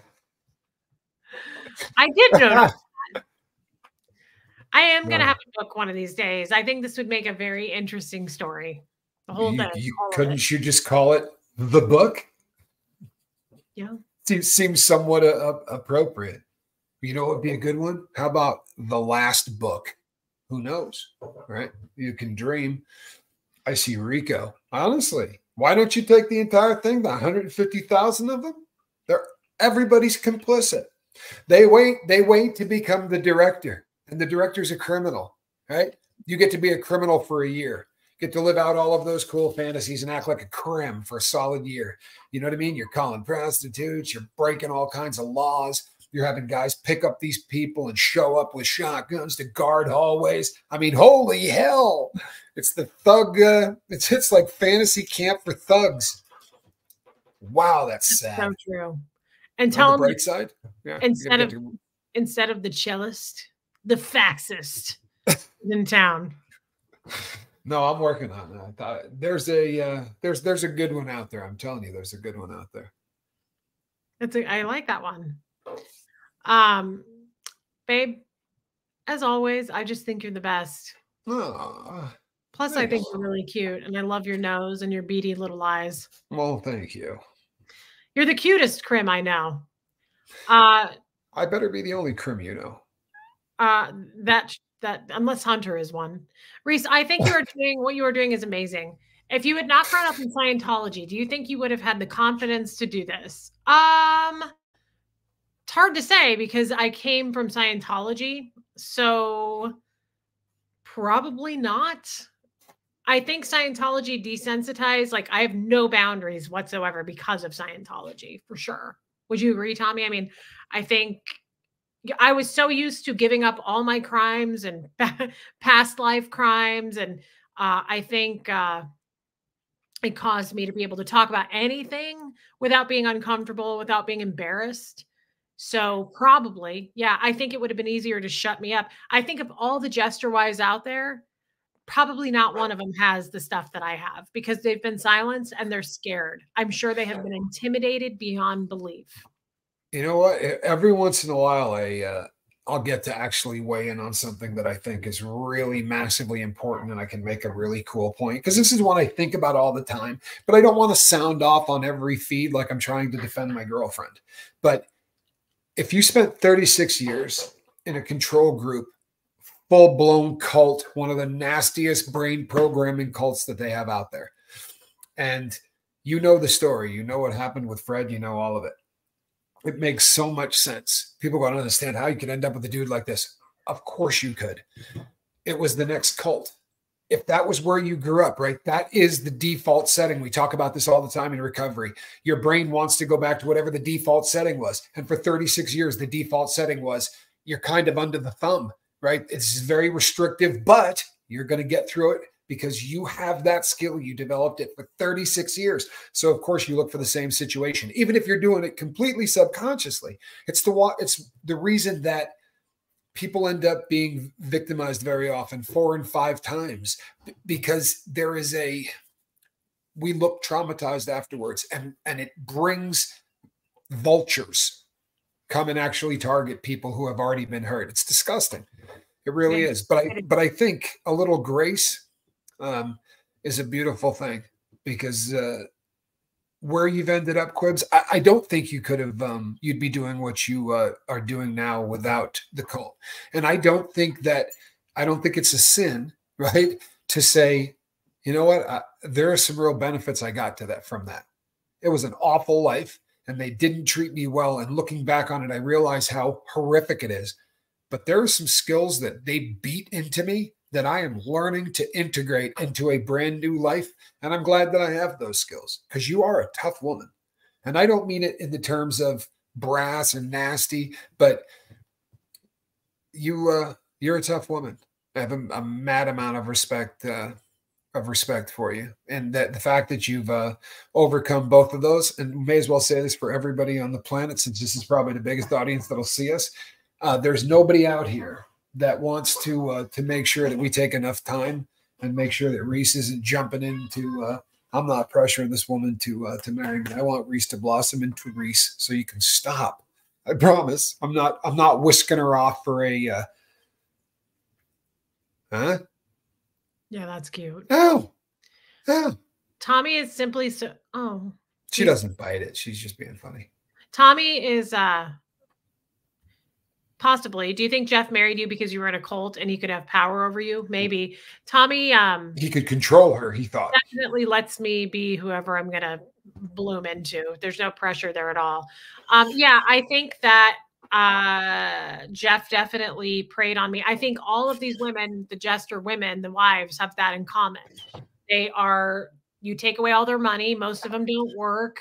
And I think they're silenced. I think if some question it, it's almost like Scientology. You're not allowed to look outside of, you can't Google anything when you're not allowed to question it. No, I think a lot your of life is the club. Were dumb enough to leave their computers open. I think a lot of these Jesters are probably deleting their emails and leaving no loose ends, right? No paper trail. I think a lot of them are not stupid enough to leave all of that for their wives to find. And a lot of happy guys who didn't pay their fees last year and are thinking, oh, maybe that wasn't such a bad idea after all. Do you know what Fred's Jester name was? Yes. Now, this is going to sound weird, but it was Fingers. And the reason they called him Fred Fingers Harley, and that's because Fred played the piano for 90 years. So they would go, Fingers, play us a tune. Now, I mean, I assume that's why that was his name, because it made sense. And he had it like embroidered on some of his hats. And it was because he'd walk around doing this. He'd do that to people because he was a piano player. So that was his Jester name. I want to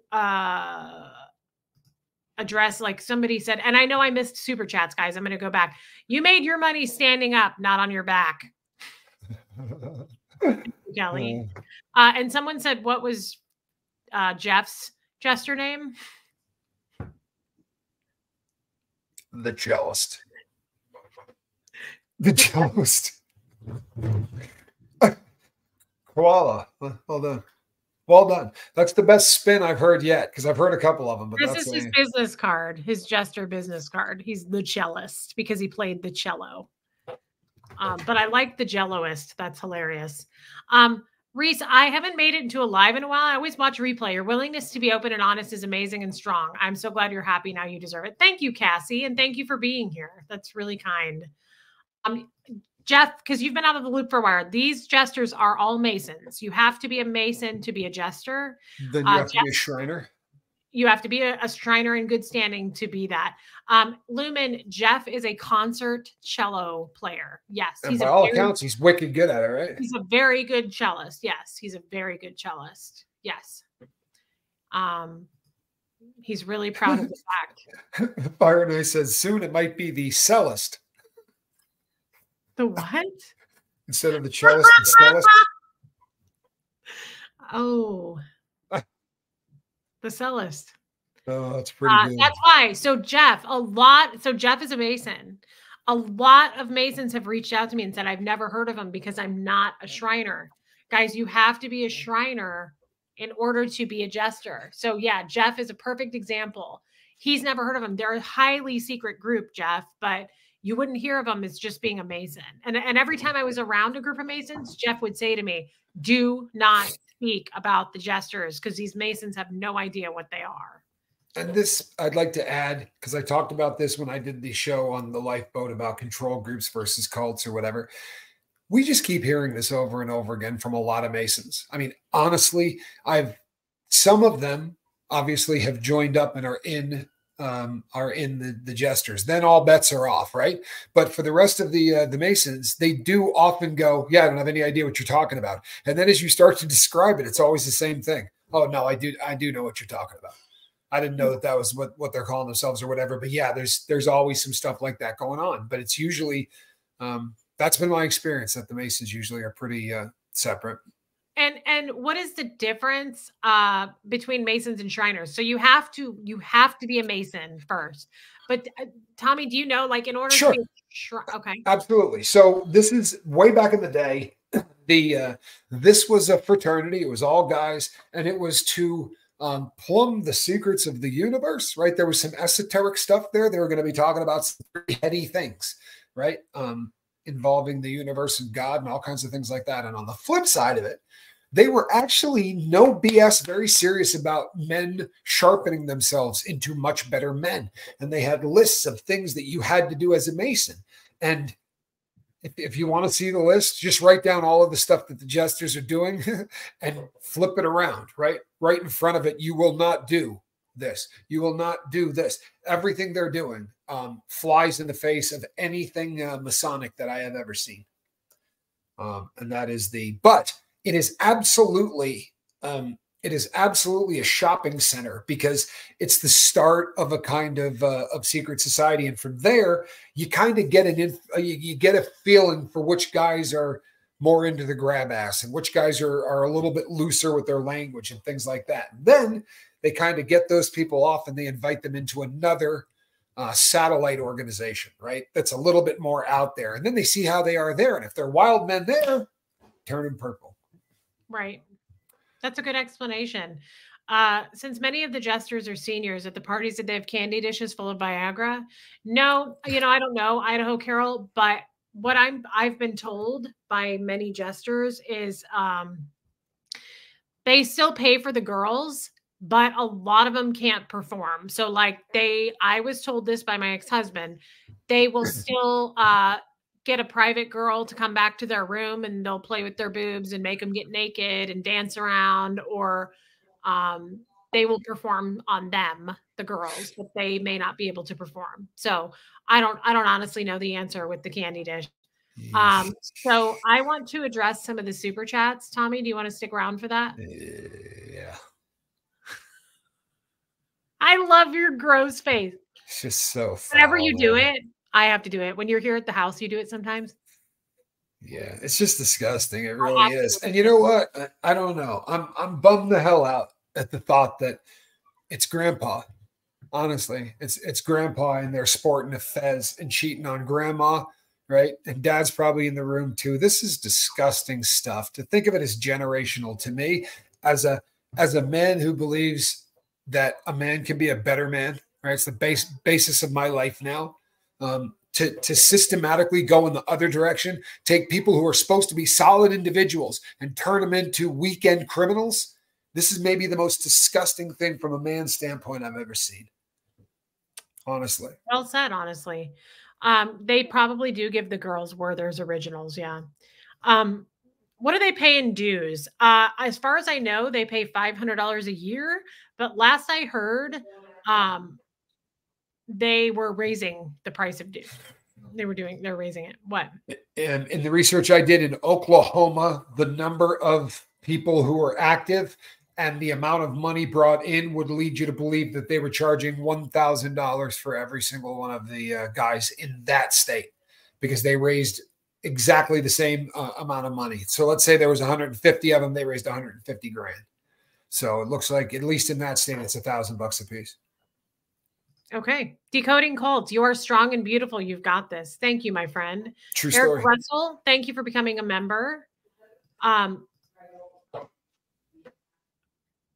Did I answer this? When did you find out Fred was a jester? Oh yeah, I answered it. Did you tell Fred about it, or was it not? Did Fred tell you about it? Fred didn't tell me much at all. I knew hardly anything. I thought it was just a decent group of guys, because Fred didn't participate by the time we were together. He had nothing to do with it. So I found out about it with my husband after that.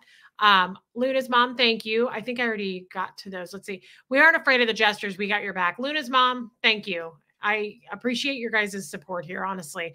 No Just question. guys, thank you for becoming members.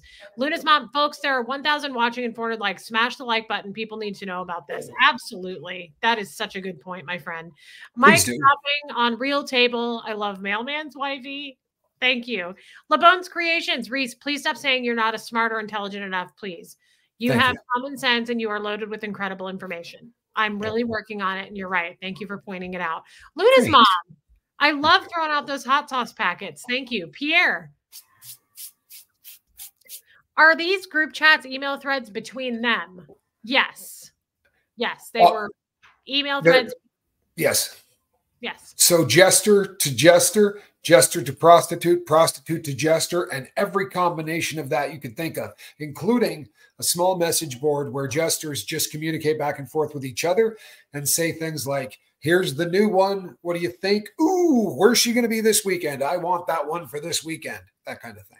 Fred was, I think, 92 when I met him, and Fred was a jester for 50 years. That is correct.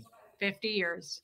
He got a plaque right before he died. Hey, Joe Virus. Braden James. Hey, Joe Virus. My assumption is the FBI is already investigating. Visit your local FBI office with copies of what you've got. Absolutely, Braden. Yes. Well played. Bo Beats, our very own Barb Walters and her partner, Pure Balls. Oh, that's Remember funny. when I said that about you? I said Tommy is pure balls. I love it. Allison. Oh, we met her in Clearwater. My favorite people. You are stronger than you think, Reese. I love Allison. Thank you, babe. Yeah, very cool. Another what a long way we've come. Jimena. And even if he deletes everything or they delete everything, even format the computer, it can and may be recovered. In some cases not, but it can. Forensic data recovery. And on the bright side. Yeah, and I forwarded the emails from that email. So you're right, Jimena. Thank you, babe. I hope you're doing all right.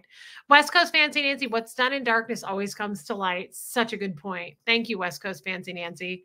Lacey Silver, we are Ohana for sure. What does that mean? I don't know, but I'm not. Yeah, well, thank you, Lacey. Luna's mom. Honestly, I stopped watching because the streams with Jeff and the Bone phone were confusing. Something was off. Now I get it. And then I made business. What's up? What's up with Tommy? Well, Jeff and I are divorced, and Tommy and I are now boning. Brownie Buttons, and thank you for your super chat. That was huge. Thank you. Just Lisa and I have been here since the beginning. If you said anything anti-LGBTQ, we wouldn't be here. The jesters can just blow. See, this is very validating, though, Tommy. You laugh, and I know you're laughing because you're laughing at the jesters. Yeah. But it's very validating because there is some recent talk of like, I'm racist and I'm anti-LGBTQ. Like, that's the most ridiculous thing. And like you said earlier, half of our people are LGBTQ.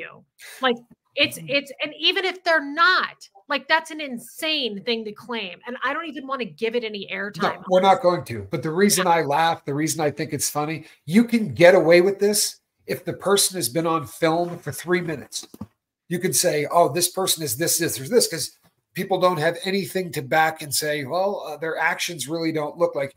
You've got 2,000 hours, right? I think I got 4,000 hours. You can go through everything we've done. We're just not those people. I don't have answer to it ever.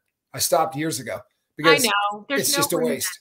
Ohana's family, by the way, that's very kind of then we definitely are. I love that. Brownie Button. So really, truly, I appreciate you saying that. I had a trans man yesterday that stepped up and said, I feel safe here. And I have always been watching Reese. So I just want to say thank you. It's just valid. It's validating to me because I don't care if somebody comes out and says, Reese, you're a fat, gross, piece of trash. That's different to me than saying you're against this community. Like, that's not right. That's not, I don't like that. And so I just want to say thank you. And I said yesterday, I'm the last person to judge who you love. I was married to a 95-year-old. To me, love is love. I was highly judged for that. I got looks and I got judgments all the time. I learned very quickly in my life, and also before being married to a 95-year-old, imagine what it was like being a Scientologist. I never wanted that to come to light because I was highly judged for it. Oh my God, you worship aliens. Oh my God, tell us about Xenu. I hated it. Okay. I was an outcast member of society. So I just want to point that out.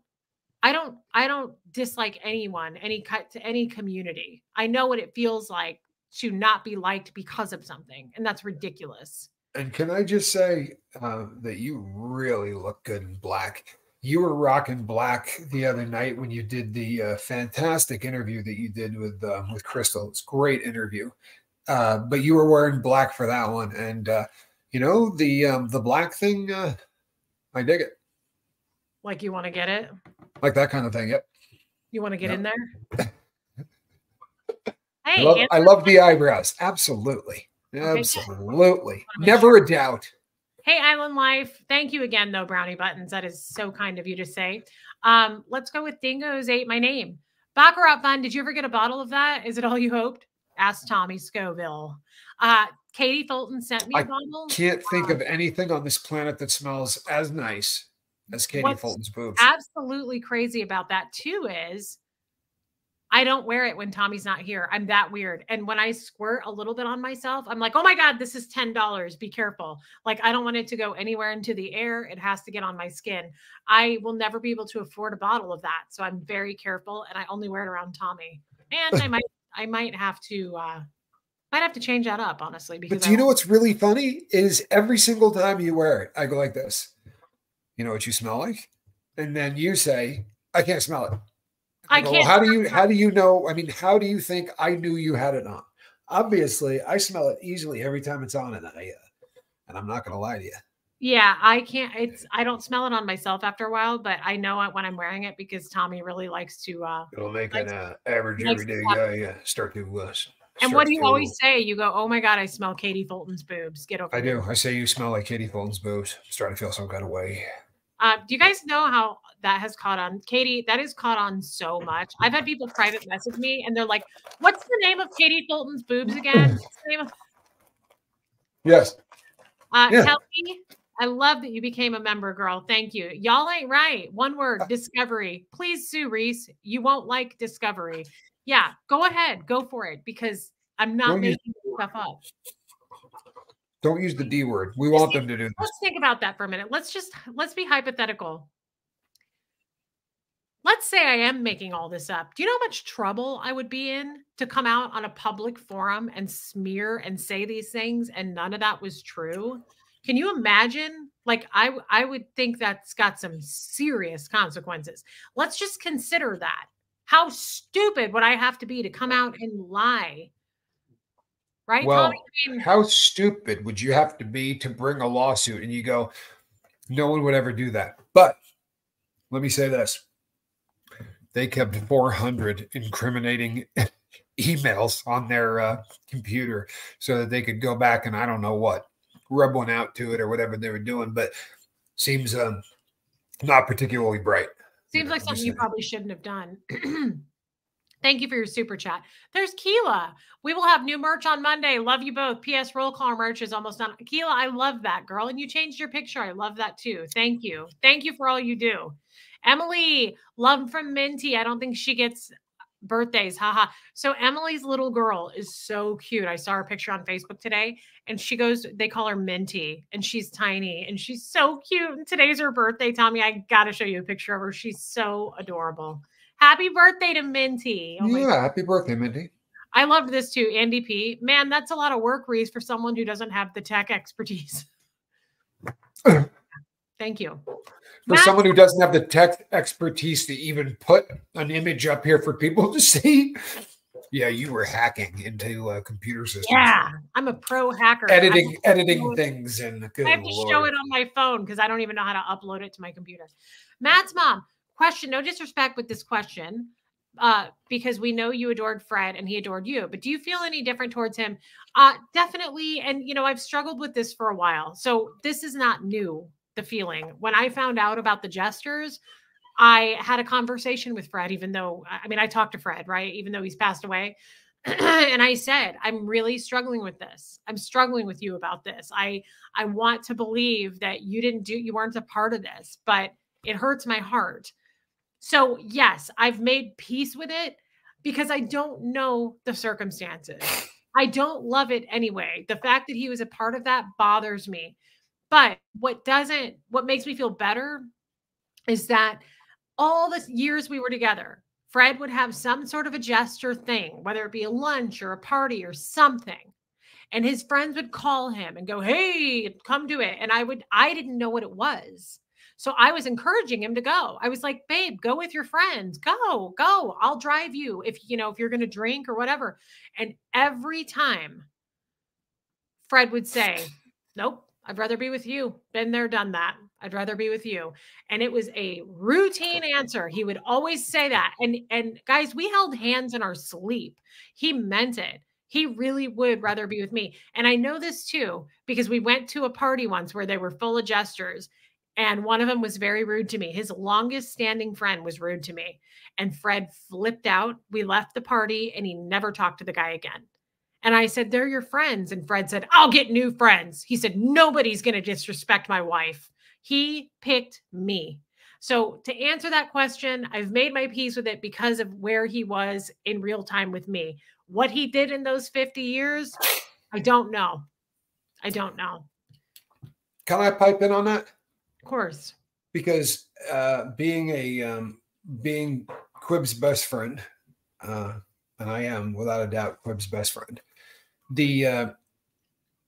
When a significant other passes away, right, and very often they kind of get knighted to sainthood. It's just one of those things, honestly. And this sounds like a guy that really treated Reese well. That club's disgusting, and I would imagine that it's something that you got to wrestle with. But I will say this: if you went back 10 years, there's nobody in this chat that would have wanted to know me as a human being, and they would have been right.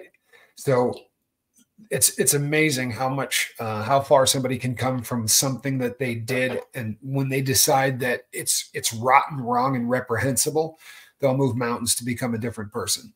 And yeah. I believe that's what happened.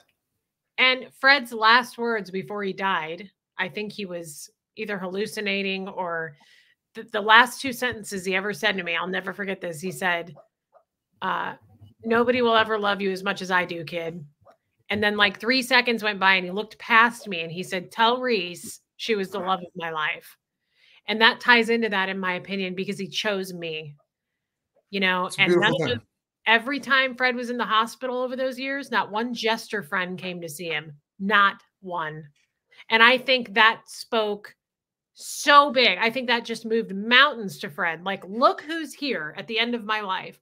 Look who's standing by me. Look who's taking care of me. Look who's here at the hospital, holding my hand, sleeping in a chair overnight. None of those guys came to visit Tommy, not one. That's a recurring theme. That's a recurring theme, though. We saw that with your other husband, right? You can't get a ride home from the hospital after a surgery. I mean, don't you have right? It's like 100 of these cats. I never met Jeff. Someone said not even Jeff. Guys, I never met Jeff in person until Fred's funeral, where he asked me out at Fred's funeral. That's when he hit on me. He told me all these jesters were waiting for Fred to die so they could get a hold of me. He told me that they were waiting in line. They were jealous of Fred having me. And so Jeff asked me out at Fred's funeral. I never met Jeff before that funeral. Not one person came to visit Fred in the hospital. And that spoke volumes to Fred, I believe. At the end of his life, I think he thought, yeah, I'd rather be with you because these brothers are nowhere to be found. Reese, hack my credit score. I need a higher one. Absolutely. I will pull off my skills for sure. And Matt's mom, that was not a disrespectful question at all. Sandy D, your relationship with Fred was better than with Jeff. How do you feel about Fred versus Jeff being in this group? I think I just answered that. Yeah, I think so, Sandy D. I mean, just apples and oranges, really. And just the way Jeff treated me was so different than the way Fred treated me as a human being. Fred treated me as a human and a woman and respected me, and he made sure I got respect. Jeff's friends groped me at these parties, literally came up and grabbed me, groped me, said things. And Jeff would go, well, I didn't see it. Sorry. He didn't have any respect. He treated me like an object. And it doesn't give anybody a pass either. I mean, this happens all the time in life. I mean, me, right? There's a lot of you who do, who are fans of mine. Not all of you, but some of you are. And there is, I own my past. There's no getting away from it, right? The stuff that I did was disgusting, and the people that I hurt are people that I hurt. But it starts with that whole acceptance, and that I feel bad that if you're in one of those secret societies, it's got to be a difficult thing because you're almost forced to ride it out at some level, right? Yeah. I mean, you really doesn't seem like something where you really can walk away, and that's kind of disturbing in and of itself. Yes, it is. Here, Dragon Tears, here for you always, Reese. Love you both. Thank you. I love you. I met her. I love her. Thank you for your super chat. Tony's Hooter. Great job, Reese and guest. Oh, thanks, Tony's Hooter.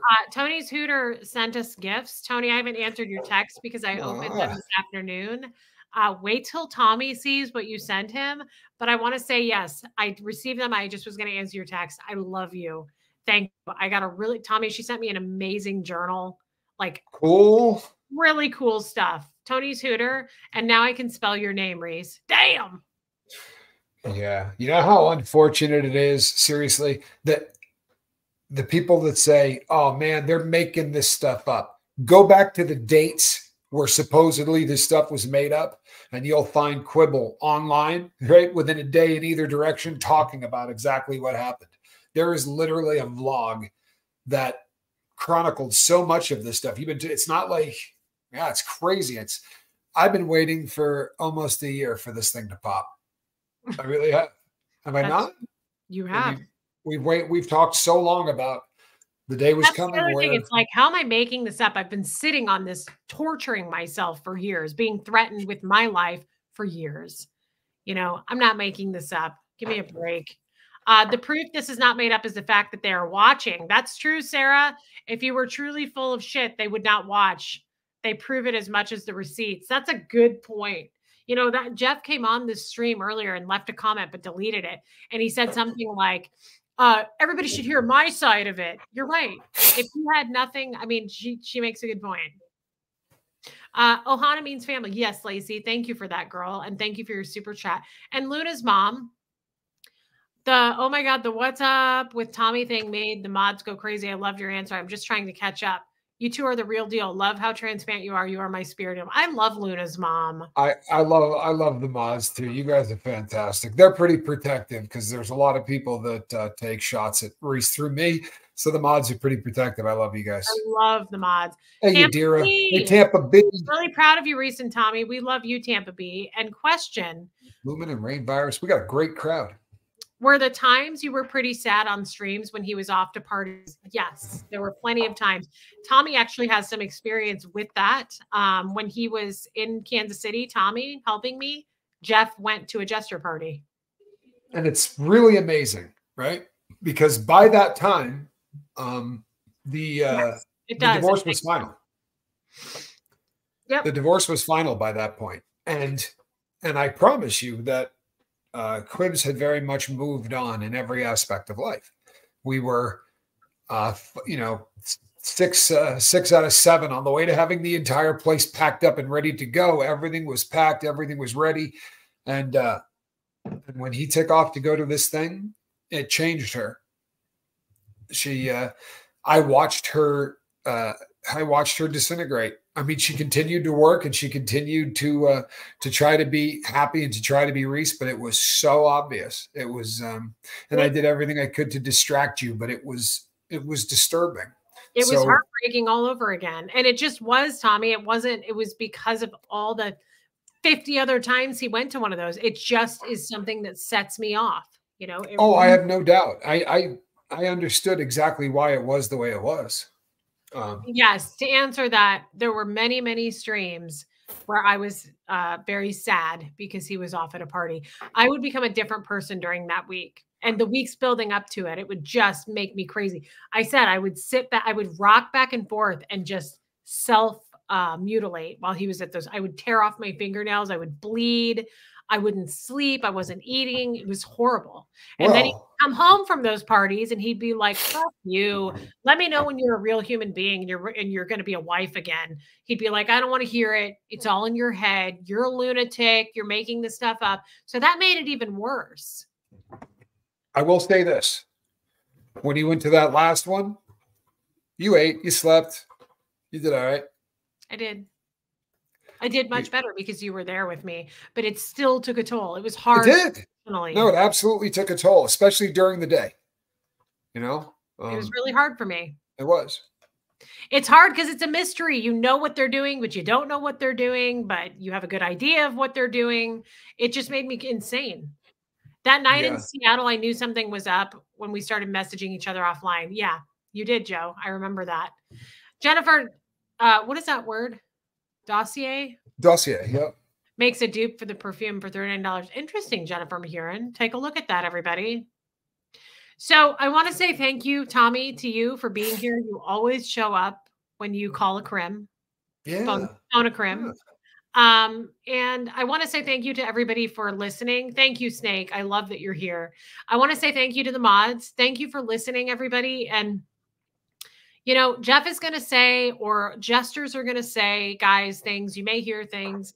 We're not going to give it a lot of oxygen because there's nothing that you can do. There's not a lot you can go with this. It's, you know, I didn't make this stuff up, and you shouldn't have been involved in it if you don't want to have it brought to light. That's the way I see it. And just because, you know, you're now embarrassed or you're angry that I'm bringing this stuff up, you can't then go anywhere and shout from the rooftops that I'm suddenly racist or something like that. That's insane. And I don't think most people are going to believe that. You know, they're just not. But at the same time, you know what? Say whatever you want to say. Do what you do. Yeah. It's not really, again, you guys are chihuahuas chasing after a fire truck. It's just, there's just too much. But on the bright side, the truth literally can set you free. Maybe repent. And I don't mean religiously, although get your shit together and quit pretending to be something that's just that hypocritical. But yeah, I would say try that whole repenting thing. Maybe try to change the path you're on. It can be done. Absolutely, it can. And I've always said this. I don't want anybody to attack or say anything bad toward Jeff. I think that he, like Tommy just said, should find the right path, and I hope he does. I hope the best for these guys. Reach out to me. I do a lot with recovery. There you go. Surprised you didn't know that. Alex, Chaotic Bleach, I love you too, girl, and I'm happy to see you in here. Chrissy, Never, and Newton. The boys start with goodness and masonry, then secrecy. I have watched survivors who said they feel for some men, have no idea where this organization goes. They are slowly indoctrinated, then stuck due to threats, but are not bad and are good, are stuck. That is such a good point. And that's a huge chat, by the way. Thank you for your giant super chat. I think thank you, Kevin Conklin. I love that you made it.